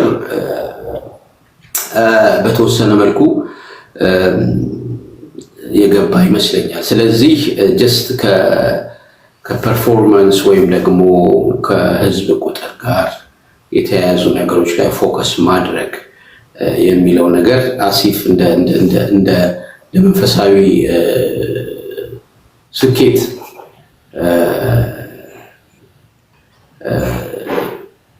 እያሉ የሆነ ስለመጣ ከዛ አንጻር ያው በዛ አንጻር ይመስለኛል እንግዲህ ያው ብዙዎቻችን እንዳልከው ወደ ሌለበት ከመሄድ ይልቅ ወደ ሞቀበት የሚለው ሀሳብ በጣም ብዙዎቻችንን ያው በጣም ኢንፍሉዌንስ ያደረገን ይመስለኛል እና ወንጌል ግን እንደሱ አይደለም። ወንጌል ዋጋ የሚያስከፍል ነገር ነው እና አይ ቲንክ እንዳልኩ ይሄ ኢንተርቴኒንግ አይነት ኢንተርቴን የማድረግ ሰዎችን ኢንተርቴን የማድረግ ካልቸር ውስጣችን ሲገባ ፎከስ የምናደርገው ከሰዎች ስሜት ጋር ነው እና ያ ነገር ይመስለኛል እንግዲህ ብዙ ወደዛ እንድንሄድ ያደረገን ያልከው ግን ልክ ነው። ወንጌል ግን ዋጋ የሚያስከፍል ወደ ሌለበት ቦታ እንድንሄድ ነው መጽሐፍ ቅዱስ የሚነግረን። ኦኬ፣ ሌላኛው ማህበራዊ ሚዲያ ላይ እኔ አሁን ከፖለቲካው እና ከማህበራዊ ጉዳዮች ጎን ለጎን የተለያዩ የእምነት ሰዎች ይመጡና አንድ ከኦርቶዶክስ አንድ ከፕሮቴስታንት አወያየን ይላሉ። የሆነ ርዕስ ይመርጡና በተመረጠ ርዕስ እንድታወያየን እንፈልጋለን ይሉኛል። እኔ አይና ብዙ ጊዜ አድማጭ ተመልካች ሊማርበት ይችላል ብዬ ካሰብኩኝ ቁጭ ብዬ አወያያቸዋለሁ። አንድ ከኦርቶዶክስ አንድ ከፕሮቴስታንት የተለያዩ የእምነት ተቋማቶች በተቻለ መጠን በመከባበር ላይ የተመሰረተ ዲቤት ያደርጋሉ እና ይሄ ነገር እንዴት ታየዋለህ? የተለያዩ እምነት ከፕሮቴስታንት ከኦርቶዶክስ ከእስልምና ከተለያዩ እምነት ተቋማቶች መጥተው ስለ እምነታቸው ውይይት በሰላማዊ መንገድ ማድረጋቸው ማህበራዊ ሚዲያ ላይ ተገቢ ነው ብለህ ታስባለህ? ወይስ እንዲህ ያለ ነገር መድረግ የለበትም ብለው ከሚያስቡ ሰዎች ማን? እንግዲህ እስካሁን ሰምቼ አላውቅም። በአንተ ሚዲያ እንግዲህ እንደዚህ አይነት ነገር ይደረጋል፣ ቲክቶክ ላይ ይደረጋል። ይደረጋል ልክ እንዳደጉት ሀገራት በአንድ በተመረጠ ጉዳይ ላይ ነው ወይስ ጀስት እንደ ኢንጀነራል? ለምሳሌ ኢየሱስ ክርስቶስ አብም ወልድም ሆሊ ስፒሪትም ነው የሚሉ አሉ። ሌሎች ደግሞ አይደለም የሚሉ አሉ። ነው የሚሉ እንዴት ነው የሚሉበትን መንገድ ያሳያሉ። አይደለም የሚሉም ደግሞ ከመጽሐፍ ቅዱስ ይከራከራሉ። በእመቤታችን ቅድስት ድንግል ማርያም ዙሪያ ላይ ታማልዳለች አታማልድም በሚሉት ጉዳዮች ላይ ርዕስ እየመረጡ እንዲህ አይነት ዲቤቶች መለመዳቸው ተገቢ ነው ብለህ ታስባለህ? ምንም ማለቴ አንዳንድ ነገሮች ያው አይ ቲንክ ምንድነው መነጋገራችን ዲስከስ ማድረጋችን ተገቢ ነው፣ ምንም ችግር የለውም። ግን የምፈራው ነገር ምንድነው እነዚህ ነገሮች በጣም የረጅም ዓመት የስነ መለኮት ጥናት ይጠይቃሉ። ዝም ብለን ትንሽ ቁንጭን ነገር ይዘን መተን የምናወራቸው ጉዳዮች አይደሉም እና ፍርሃቴ ምንድነው የኛ ሰው ሲናገር ይላል ምንድነው ትንሽ እውቀት ይገላል ይባላል አይደል? እና ስለዚህ እውቀታችን ወይም ደግሞ መረዳታችን ምን ያህል በዛ ጉዳይ ላይ ተዘጋጅተናል፣ ምን ያህል በዛ ጉዳይ ላይ አጥንተናል፣ ምን ያህል በዛ ጉዳይ ላይ ተዘጋጅተን ጊዜ ወስደን አካዳሚካሊ ቢሆን ማለት ነው እና በትምህርትም ደረጃ ቢሆን ምን ያህል ዝግጅት አድርገናል።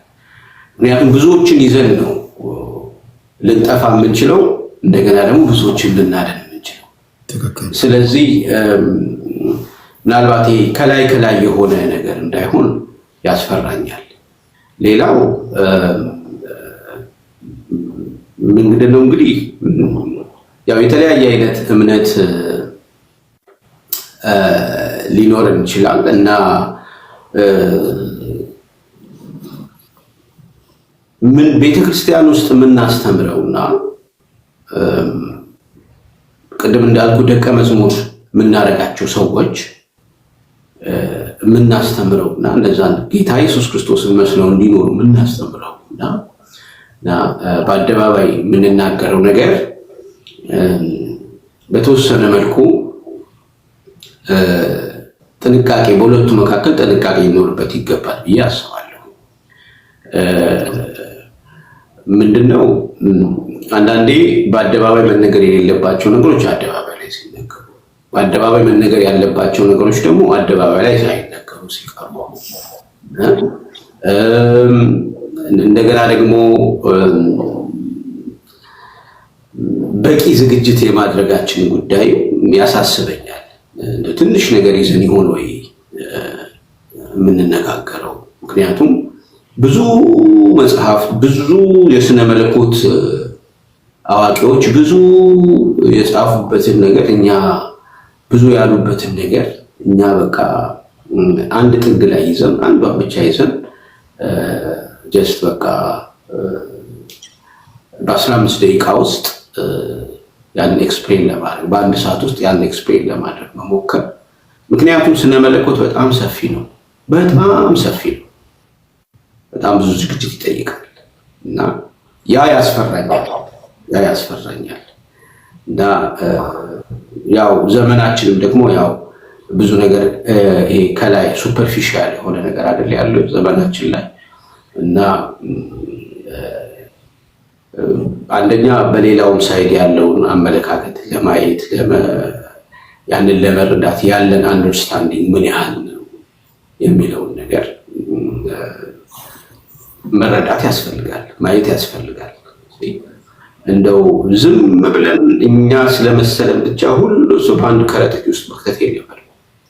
ስለዚህ ምን ለማለት ብዬ ነው፣ ሰፊ ዋይድ የሆነ እንትን የሚጠይቅ ነገር ነው። ምክንያቱም እንዳለ አጠቃላይ ስትመለከተው ሁሉ ነገር ፖላራይዝድ ነው። በጣም ጥግ ፈር የለቀቀ አይደል? ጥግና ጥግ ላይ የያዘ ነገር ወደዛ ነው እየሄድን ያለ ነው አይደል? አካሄዳችን እንደሱ ነው። ፖለቲካው እንደሱ እየሆነ ነው። በሃይማኖቱም ደረጃ እንደሱ የሆነ ነው። ይሄ ማለት እምነታችንን እንሽጥ እንለውጥ ማለት አይደለም፣ ወይ ኮምፕሮማይዝ እናድርግ ማለት አይደለም። ኮምፕሮማይዝ ምን እንዴት እንደሆነ ምንድን ነው እናመቻምች ማለት አይደለም።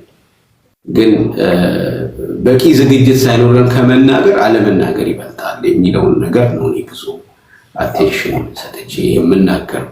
ወይም በደንብ ልከው ወይም በመንፈሳዊ ቋንቋ የቃል ሙላት ሳይኖራችሁ ለአደባባይ ላይ ውይይት ባትመጡ። ምክንያቱም አንዳንድ ጊዜ ከምታለሙት የምታጠፉት ሊበልጥ ስለሚችል ያለንበት ዘመን 21ኛው ክፍለ ዘመን ስለሆነ እያንዳንዱ ነገር ሪከርድ ስለሚደረግ ጥንቃቄ የሚያስፈልገው ነገር ስለሆነ ነው። ኦቨርኦል ሀሳቡን ገዝቼዋለሁ። አንድ ጥያቄ ላክልና ደግሞ አድማጭ ተመልካቾቻችንን በዝማሬ እንባርካቸዋለን። ከመዝሙር ጋር የተያዘ አንድ ጥያቄ ላንሳ እስኪ። ስንት ካሴቶች አሉ ፓስተር? እኔ እንግዲህ የራሴ ካሴቶች 6 ናቸው። አንደኛው ቁጥር ካሴቴ ከወጣ አሁን 33 ዓመት ሆኖታል። 34 ዓመት 34 ወይ 33 ቆይ ማሰብ አለብኝ በደንብ እና በኢትዮጵያ አሁን እንግዲህ ስንት ነን? 2018 ነን አይደል? በኢትዮጵያ 2018 መስለኛ። አንደኛ ቁጥር ካሴት የወጣው በ1986 ነው። 86 34 ማለት ነው። 34 አካባቢ ከ2018 2018 1986ን መቀነስ ነው። ቀሪው የካሴቱ እድሜ ነው። እሺ 2 ቁጥር ከዛ ወዲያ ወጣ። ከዛ 3 ቁጥር አሁን 6 ካሴቶች አሉ እና ሁለተኛው ቁጥር የለባርከው ጌታዬን የሚለው ነው። ሶስተኛ ቁጥር ወጥመዱ ተሰብሮ አመለጥኩኝ። አራተኛው ቁጥር ስለ ኢትዮጵያ የዘመርኩበት ነው። ኢትዮጵያ እጆችሽን የምትዘረጊበት የሚለው ነው። አምስተኛው ቁጥር እግዚአብሔር ትልቅ ነው የሚለው የዘመርኩበት ነው። 6ኛው ቁጥር ደግሞ ልቤ አንተን አመነ የመጨረሻው ማለት ነው። ከዛ ደግሞ ኮሌክሽኖች ብዙ ከተለያዩ ዘማሪዎች ጋር አብሬ ዘምሬያለሁ። አገለግልሃለሁ የሚለው ከተለያዩ ዘማሪዎች ጋር የዘመርኩት አለ። ሌሎች ደግሞ እንደዚህ ኮሌክሽኖች ምናምን ይወጣሉ እና ደግሞ ጀስት በሲንግል እንዲሁም ዘምራቸው አንዳንድ መዝሙሮች ደግሞ አሉ። ያው አሁን ከአገልግሎት ጋር ከመጋቢነቱም ጋር ተያይዞ እንደዚሁም ካለብኝ ኃላፊነት ጋር ተያይዞ ትንሽ ቢዚ ነኝ እና ብዙ እንዳልከው ሶሻል ሚዲያው ላይም አክቲቭ አይደለሁም። ዩቲዩብ ላይም ሌላውም ላይ እግዚአብሔር ጊዜ ሰጠኛል ብዬ ተስፋ አደርጋለሁ። በቅርቡ እንግዲህ እና ጊዜ ሰጥቼ በደንብ እዘምራለሁ። የዝማሬን ነገር ያነሳሁት ለምሳሌ በዓለም ያሉ ሙዚቀኞች ግጥምና ዜማ ከሰው ይቀበላሉ። ኦኬ፣ የስነ ጽሁፍ ሰዎች አንደኛው ግጥም አንደኛው ዜማ ይስጣቸዋል።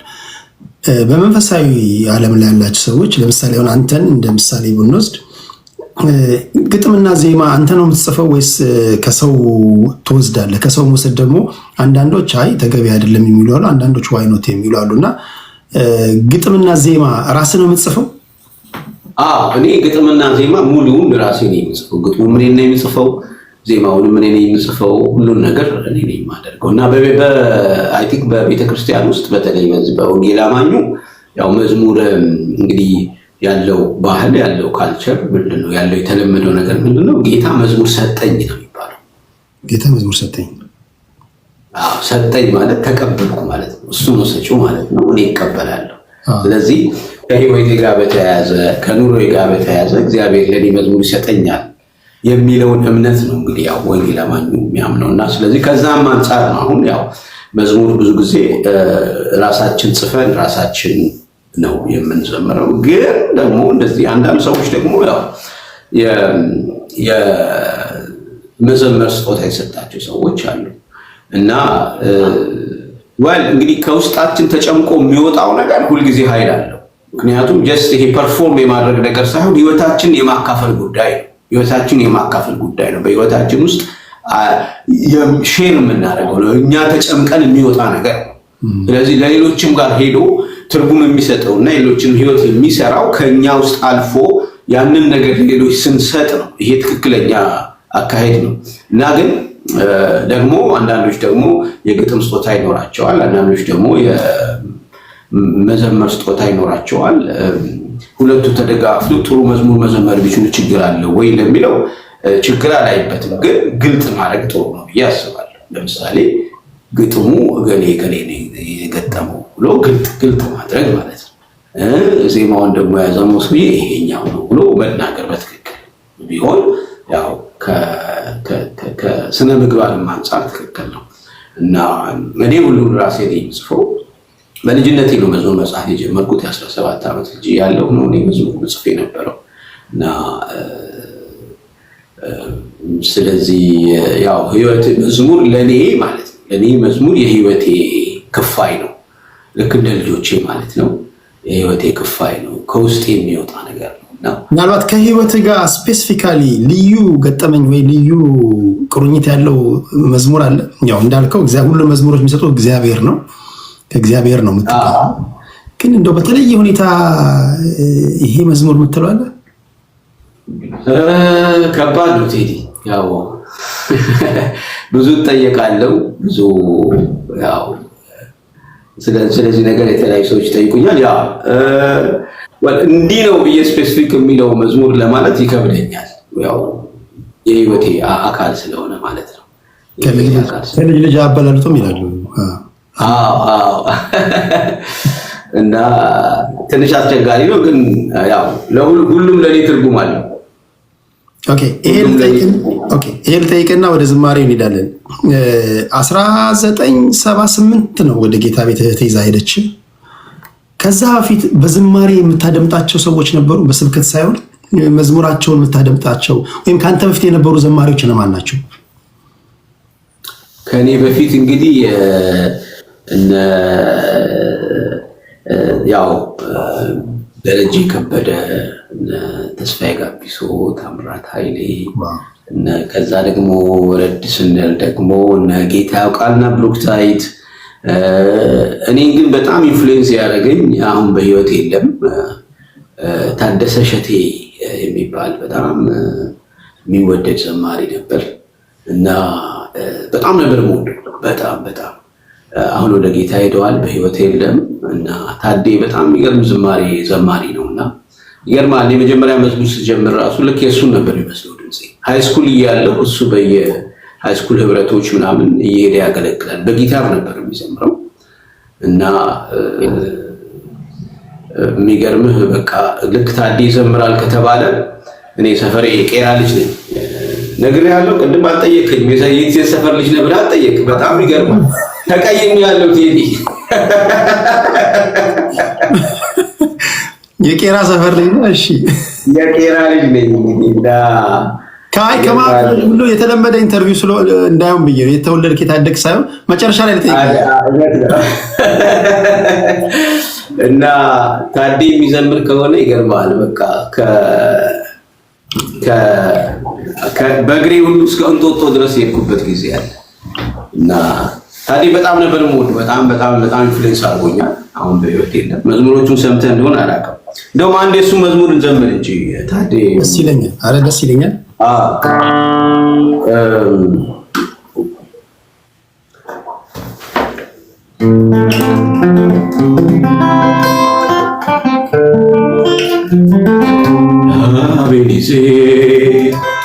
አቤኔዜ እስከ ዛሬ ድረስ እግዚአብሔር ረድቶናል፣ እንደተለመደ አድርጎልናል። ባህሩንም ከፍሎ አሻግሮናል። አቤኔዜ አቤኔዜ እስከ ዛሬ ድረስ እግዚአብሔር ረድቶናል፣ እንደተለመደ አድርጎልናል። ባህሩንም ከፍሎ አሻግሮናል። አናልፈውም ብለን ያለፍንህ የእኛስ ታሪካችን ብዙ ነው። እያለፍን በድል ጎዳና አሸበረቅን በምስጋና። አናልፈውም ብለን ያለፍንህ የእኛስ ታሪካችን ብዙ ነው። እያለፍን በድል ጎዳና አሸበረቅን በምስጋና። አቤኔዜ አቤኔዜ እስከ ዛሬ ድረስ እግዚአብሔር ረድቶናል፣ እንደተለመደ አድርጎልናል።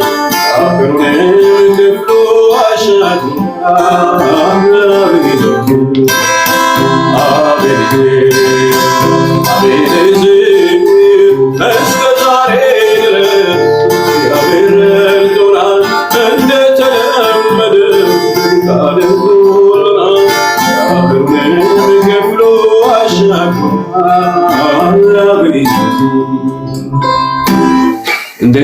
የታዴ ዝማሬዎች በጣም የሚገርሙ ናቸው። ታደሰ እሸቴን የምታውቁ ሰዎች ካላችሁ ያው በቤት የለምና እና በጣም ኢንፍሉዌንስ አድርጎኛል። በጣም ነው የሱ መዝሙሮች ብዙ የምዘምረው።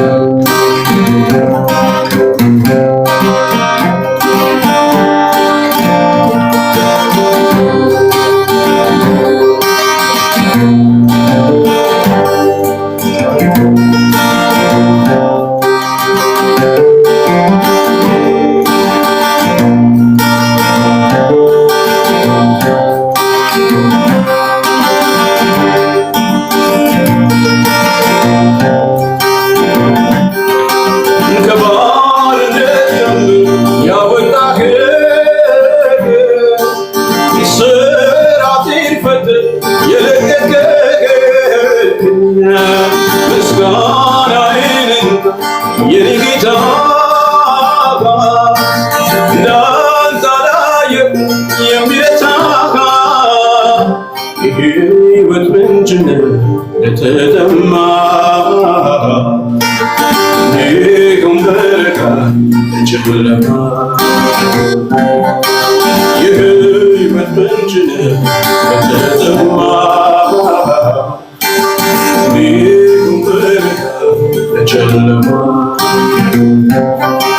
እግዚአብሔር ብርሃኔና መድኃኒቴ ነው። እግዚአብሔር ብርሃኔና መድኃኒቴ ነው። እግዚአብሔር ብርሃኔና መድኃኒቴ ነው። እግዚአብሔር ብርሃኔና መድኃኒቴ ነው።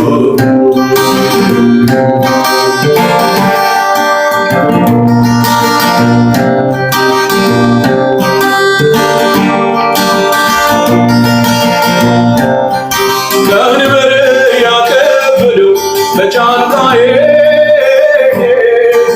የነፍሴ ፈላጊ ባላንጣዬ እግዚአብሔር ቀጤ ስር አስገዛልኝ እንድቀጠቅጥ አደረገ። ሰልፉ ቢነሳብኝ ልቤ አይፈራ ጌታ ብርሃኔ ነው ለዘላለም ሰርጎ ቢነሳብህ ልቤ አይፈራ ጌታ ብርሃኔ ነው ለዘላለም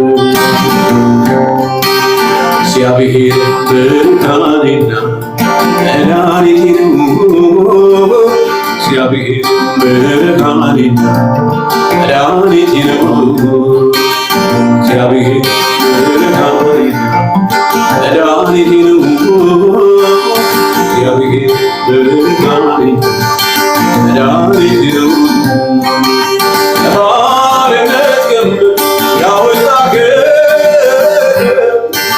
እስራቴን ፈትል የለቀቅኸኝ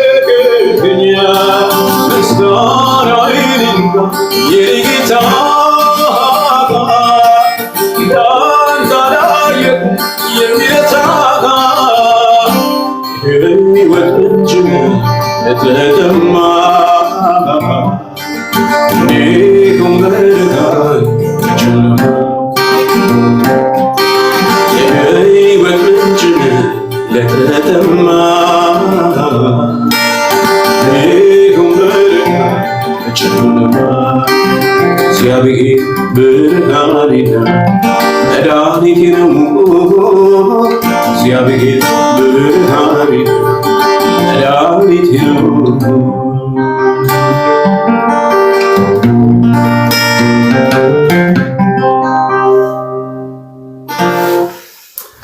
ሃሌሉያ ዋው በጣም የሚገርምህ ከትላንት ወዲያ መኪና እየነዳሁኝ እንዳጋጣሚ አንዳንድ ጊዜ በጣም ቆየት ያሉ ዝማሬዎች ይመጡብኛል እና ታይፕ አድርጌ ፈልጌ ይህን ዝማሬ ሳደምጠው ነበር እና ያለ መዝሙር ነው እያልኩኝ ዋው አሁን አንተ ስትዘምረው በጣም ነው የገረመኝ።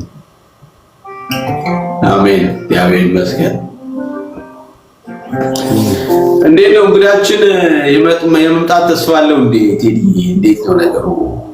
እንጠብቃለን። ኮንፈረንስ ቪዲዮ እየሰራው ነው ብሏል። ቴክስት አድርጎልኛል። አሁን ትንሽ ጠብቁኝ፣ ትንሽ አቆያቸዋለሁ ነው ያለው። እስከዛ አንተ እስከ ምን ያህል ሰዓት ነው ያለ? ከዚህ በኋላ ምን ያህል ደቂቃ ሰዓት? ከዚህ በኋላ እንግዲህ አይ ቲንክ ብዙ ሰዓት ያለኝ አይመስለኝም ቴዲ፣ አንድ 30 ደቂቃ ነገር ምናምን። በቃ 30 ደቂቃ በዛ ሰዓት አንተም ከወጣ በኋላ መምጣት ይችላል። ካልሆነም በሚቀጥለው እናደርጋለን ከሱ ጋር አንድ ጥያቄና በዝማሬዎች የቀሪውን ደቂቃ እናገባደዋለን ማለት ነው። ምናልባት በጣም ብዙ የእግዚአብሔር ሰዎች እያየሁኝ ነው ገብተው ለመጠየቅ የሚፈልጉ ግን እናንተ ፓስተር ተስፈሽ ብዙ ሰዓት ስለሌለው ሌላ ተለዋጭ ቀጠሮ እንይዛለን። እንዲህ ቲክቶክ ላይ ካለማመድ ነው እንዴት እንደሆነ ካሳየ ነው እንዳይፈራ። ይሄ እዚህ ውስጥ ይመጣል፣ ደጋግሞ ይመጣል፣ ችግር የለውም። ቆዳይ ጠንከር እንዲያደርገው መጸለያ ነው። ሻል ሰፋ ማድረግ ነው። የስልጣት ነው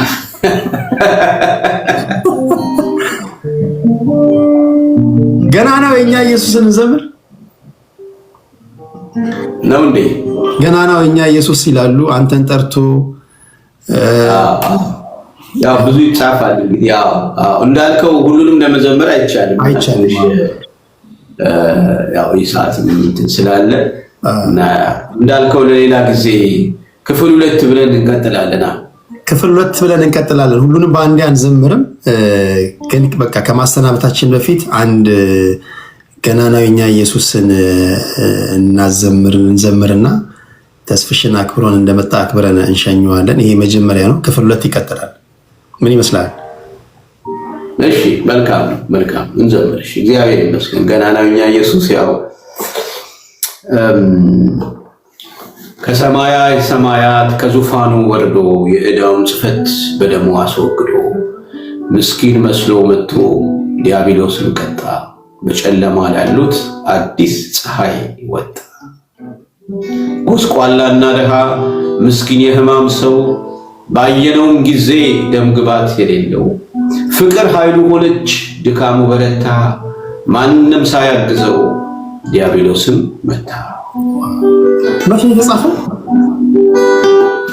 መቼ ነው የጻፍከው? ይሄን ዓመተ ምህረቱን ነው። አዎ ካስታወስኩ በጣም የሚገርም እስካሁን እኮ ፓወርፉል እንደሆነ የቀጠለ መዝሙር ነው። አዎ ዓመተ ምህረቱ እንግዲህ በ1985 86 አካባቢ ማለት በኢትዮጵያ ላይ ዋው ከካሴቶች እኩል አካባቢ ማለት ነው። 86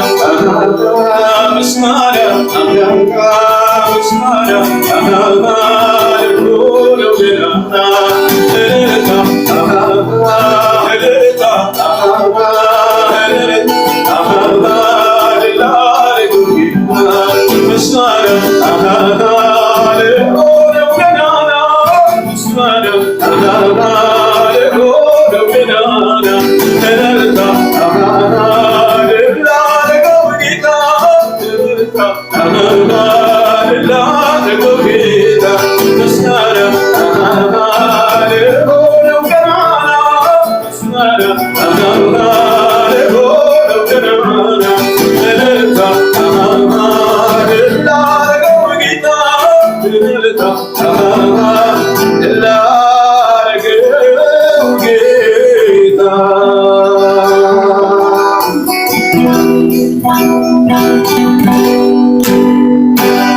ሃሌሉያ።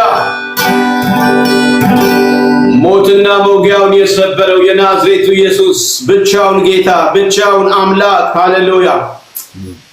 ገናናው የኛ ኢየሱስ።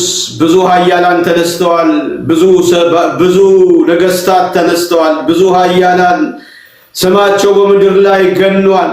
ከገናኖች ሁሉ በላይ ግን ገናናው ሞትና መውጊያውን የሰበረ በዙፋኑ ላይ ያለ በአባቱ ቀኝ የተቀመጠ በኋላም ደግሞ በክብር የሚመለስ የናዝሬቱ ኢየሱስ ብቻውን ገናና ነው።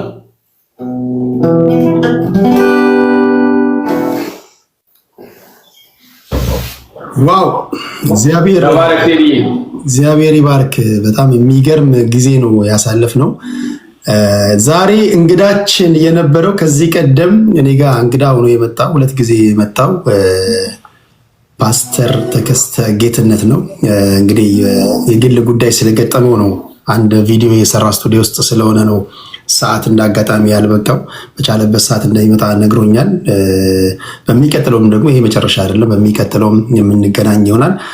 እንደው ከመውጣት በፊት የመጀመሪያው አክብረኸኝ እኔን ትንሹን ልጅ እዚህ ሶሻል ሚዲያ ላይ አምነህብኝ አድማጭ ተመልካቾችን የእግዚአብሔርን ቃል ያለፍክበትን የህይወት ሂደት ለማስተማር የእግዚአብሔርን ቃል ለማስተማር ልምድን ለማካፈል ስለመጣ ከልብ ነው የማመሰግነው። ዛሬ ስለጋበዝከኝ ጊዜ ስለሰጠኸኝ እኔም እግዚአብሔር ይባርክ። ይህን እድል ስለሰጠኸኝ ብዙዎችን እንዳገኝ ብዙዎችን ወደዚህ ነገር ደግሞ እንድተዋወቅ እድሉን ስለከፈትክልኝ በጣም እግዚአብሔር ይባርክ። አመሰግናለሁ። በዚህ ያላችሁ በእውነት እንጠቀማለን። ከዚህ ውስጥ የምንማረው ነገር አለ፣ የምንጠቀመው ነገር አለ ብላችሁ ውድ ጊዜያችሁን ሰውታችሁ እኔን ለመስማት ጊዜ ወሰዳችሁ ሁሉ በዚህ ያላችሁ ሁሉ በጣም እግዚአብሔር ይስጥልኝ። ቴንኪ በጣም ነው የማመሰግናችሁ። ጊዜ ውድ ነገር ነው፣ ግን እኔን አምናችሁ እዚህ ቦታ ላይ ከኔ ለመስማት ጊዜ ወስዳችሁ ስለተቀመጣችሁ በጣም ነው የማመሰግናችሁ። እግዚአብሔር ይባርካችሁ፣ ጌታ ይባርካችሁ። ሁላችሁንም በጣም ወዳችኋለሁ። ቴንክ ዩ ሶ ማች። እንግዲህ እግዚአብሔር በረዳይ መጠን እዚህ ቦታ ላይ ያው እንግዲህ ቶሎ እየመጣሁ ድምፄን ለማሰማት ሞክራለሁ። እንዳልከኝ ሁሉ ነገር እዚህ ነው ያለው። ያው እየለመድኩት ነው። ስድቡንም ምናምን 2 ጊዜ ቀምሻለሁ፣ 3 4 ቀምሻለሁ እስካሁን። አንድ ሲስተም ሶሻል ሚዲያ ላይ ቲክቶክ ላይ ስትመጣ እንዳልኩ ሁሉም የዓለም ህዝብ እዚህ ነው ያለው። በቃ መሬት ላይ የምታገኘው ሁሉ እዚህ ነው ያለው። ሳምፕል ተወስዶ የመጣ ሁሉ ነው ይመስልህ። የሚባርክህ አለ፣ የሚራገም አለ፣ ገንዘብ የሚጠይቅ አለ፣ ተጨንቅ ያለው ጸልይልኝ የሚል አለ። ልዩ ሰው ነው ያለው። አይታቸው በፍጹም የመጀመሪያው ነገር ብለህ ኮመንት ለመልካም ኮመንቶች ካልሆነ በስተቀር ቲክቶክ ላይ መልስ አይሰጥም። ኦኬ፣ አንዱ ትከሻን የምታጠነክርበት እሱ ነው። ኔጌቲቭ ነገሮች ሲመጡ ኔጌቲቭ ለዛ ምላሽ የሰጡ ሰዎች ብዙ ጊዜ ኔጌቲቭን እየወለደ ደግሞ እየበዙ ይላሉ። በዛው መጠን ደግሞ የሚገርም በጣም የተባረኩ በጣም የተመሰገኑ የእግዚአብሔር ሰዎች አሉ። ኮመንቶችን ደግሞ ማየት ካልፈለግ ያግዟል። የእግዚአብሔር ሰዎች ሞዴሬተር የሚባል ነገር አለ። ኮንትሮል ያደርጋሉ ኮመንቱን። እነሱ ረባሾችን ሚዩት ያደርጋሉ። ግን አብዛኛው 95-98% እግዚአብሔር ያክብርልኝ እዚህ ቤት ያላችሁ በሙሉ ፍቅርና መልካም ኮመንቶችን ያየሁትና ግን ነገ ከነገ ወዲያ ስትመጣ እንዲህ ያሉ ነገሮች ቢገጥሙ ምንም እንትን እንዳትል። ሌላው እዚህ ውስጥ ያላችሁ 4000 ሰዎች እባካችሁ ሁላችሁም አንዳችሁም ሳትቀሩ የተስፍሽን ስም እየነካችሁ ፎሎ አድርጉት። ነገ ላይ በሚገባ ሰዓት በቤቱ ዝማሬዎችን ትምህርቱን እንድትከታተሉ ሌሎች መረጃዎችም ካሉ በዛ በኩል እንድታገኙ። ላይቭ ስትገባ አስቀድመህ ነው የምትናገረው ማለት ነው ወይስ እንዴት ነው? እንዴት ያውቃሉ ሰዎች? አስፈልገው እኔ ቴሌግራም ቻናል አለኝ። እኔ ስመጣ አስቀድሜ ነግሬያቸው በቴሌግራም አጀንዳ ጽፌ ነው የምመጣው። ተወያዮቼ አብዛኞቹ ያውቃሉ ባህሪን። ቴሌግራሜ ላይ ሄደው አንብበው የዕለቱን አጀንዳ ሰምተው አንብበው ይመጣሉ ተዘጋጅተው። እንደዛ ነው የማደርገው። አብዛኛው ሰው እንዳገኘው ሰዓት ነው። እኔ ያው ትንሽ ጠንከር ያለ ውይይት ስለማደርግ ነው ብዙ ጊዜ እንዲዘጋጁ ላይቭ ምገባበትን ሰዓት ምነግራቸው። አንተም ስትገባ ላይቭ የምትገኝበትን ሰዓት ወይ በፌስቡክ ወይም ደግሞ ሼር ማድረግ ትችላለህ፣ ወይ በቴሌግራም ሼር ማድረግ ያለህበትን እንዲያውቁ ማለት ነው። ቀላል ነው። ይሄ ነው እንግዲህ ህዝቡ ያለው እዚህ ከሆነ ህዝቡ ያለበት ነው መገኘት። እግዚአብሔር ይመስገን። እውነት ነው። ልክ ነህ። በጣም ቴንኪው ይሄንን እድል ስለከፈትክልኝ እግዚአብሔር ይባርክ። በጣም ቴንኪው። ደግሞ ከስር ኮሜንቶችንም ያለው እኔ የኦርቶዶክስ እምነት ተከታይ ነኝ፣ ግን መዝሙርን እሰማለሁ፣ ባረካለሁ፣ እግዚአብሔር ሲመሰገን ደስ ይለኛል የሚሉ ኮሜንቶችን አይቻለሁ። እግዚአብሔር ይባርካችሁ።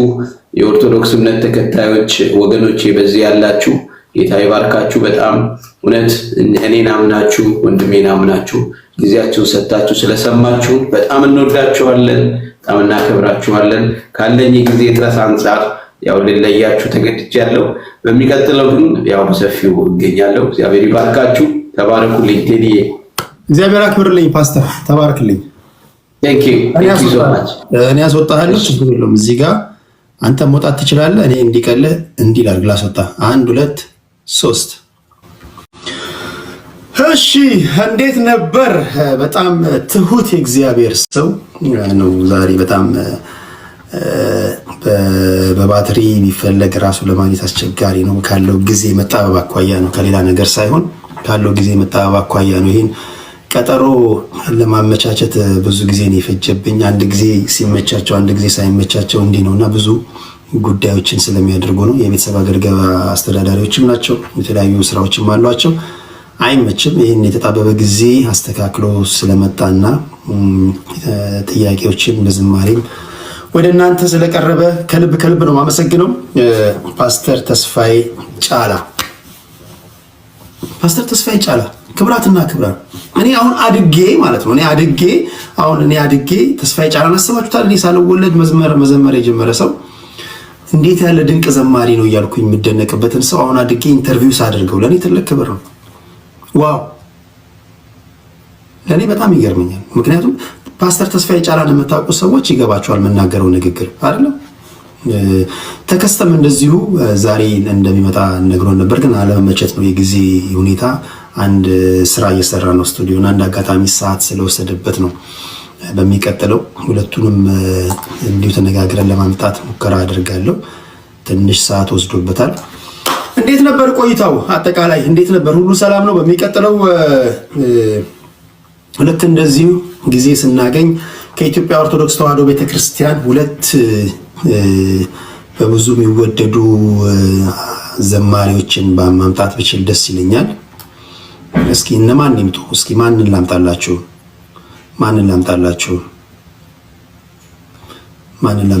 ከኢትዮጵያ ኦርቶዶክስ ተዋሕዶ ቤተክርስቲያን ጻፉልኝ በውስጥ። ይሄን አደርጋለሁ። አሁን ከገባው አይቀር ትንሽ ኮመንት አድርጉና አንድ መረጃ ነግሬያችሁ ለመውጣት ሙከራ አድርጋለሁ። $160,000 ኬዝ አለ። እሱን ወደ እናንተ አደርሳለሁ ክብራትና ክብራን። እንዲሁም ደግሞ ወደ በኋላ አካባቢ ኢትዮጵያ ውስጥ ተፈጠረ የተባለው በብዙዎቻችሁ አጨቃጫቂ አከራካሪ የሆነ ጉዳይ አለ። ቴሌግራም ላይ ጽፌላችኋለሁ። እሱን ወደ እናንተ አደርሳለሁ። ምን ታዘባችሁ የሚለውን አንድ አሰቃቂ ነገር አለ፣ ብዙዎቻችሁ ስታወሩበት የነበረው ጉዳይ። እሱን ለማውራት ሙከራ አድርጋለሁ ካደከመኝ። እሺ ማንን አላችሁ? ከቲክቶክ ሳይሆን ከኢትዮጵያ ኦርቶዶክስ ተዋሕዶ ቤተክርስቲያን ትልቅ ሰዎች ነው ያልኳችሁ። ምን ሆናችሁ ነው? ፈለገ ትሉኛላችሁ እንዴ እናንተ? ምን ሆናችኋል? ክብራትና ክብራን እያወራሁለት ስለ ኢትዮጵያ ኦርቶዶክስ ተዋሕዶ ቤተክርስቲያን እኮ ነው። ትልቅ ዘማሪዎችን ነው እያልኳችሁ ያሉት። ትልቅ ሰው እግዚአብሔር ሰዎችን ነው እያልኩ ያሉት።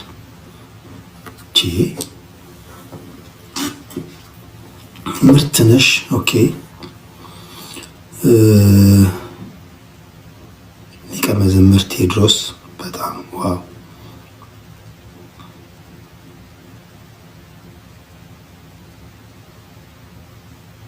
ያን እናደርጋለን። ኦኬ እንዴት ናችሁ? ሁሉ ሰላም ነው ወይ? እዚህ ጋር ይሄን ነገር ዛሬ ተናግሬው ብሄድ ዛሬ ልናገረው አይደል? ለነገ ከማሳድረው $160,000 ትራክ በመግዛትና በመሸጥ ይህን ኬዝ ይዤ ነበር፣ አስይዘውኝ ነበረ።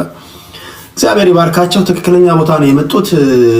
እነሱ ቢረሱትም እኔ መርሳት አልፈልግም። ምክንያቱም እኔ ስራዬ ነው፣ እኔ የሚዲያ ስራዬ ስለሆነ አድማጭ ተመልካቾችም ስለ ባህሬን ስለሚያውቁ ሁልጊዜ ይጠይቁኛል በቴሌግራም ይሄን ጉዳይ እንዴት አደረከው፣ ይሄን ጉዳይ እንዴት አደረከው ይሉኛል።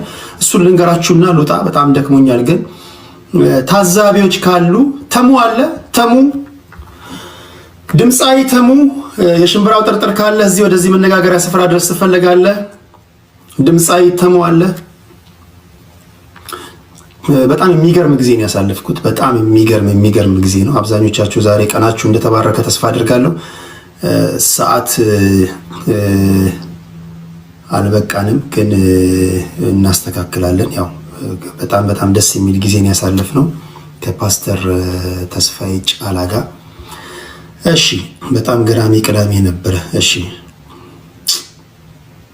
ከኢትዮጵያ ኦርቶዶክስ ተዋሕዶ ቤተክርስቲያን ማንን ላምጣላችሁ ላለው ደምረው ይሉኛል። ደምረውን እንዴት ነው እናንተ እቺን ቤተክርስቲያን እንዴት ነው የናቃችሁት? ግን እናንተ ምንድነው መሰረታዊ ችግራችሁ?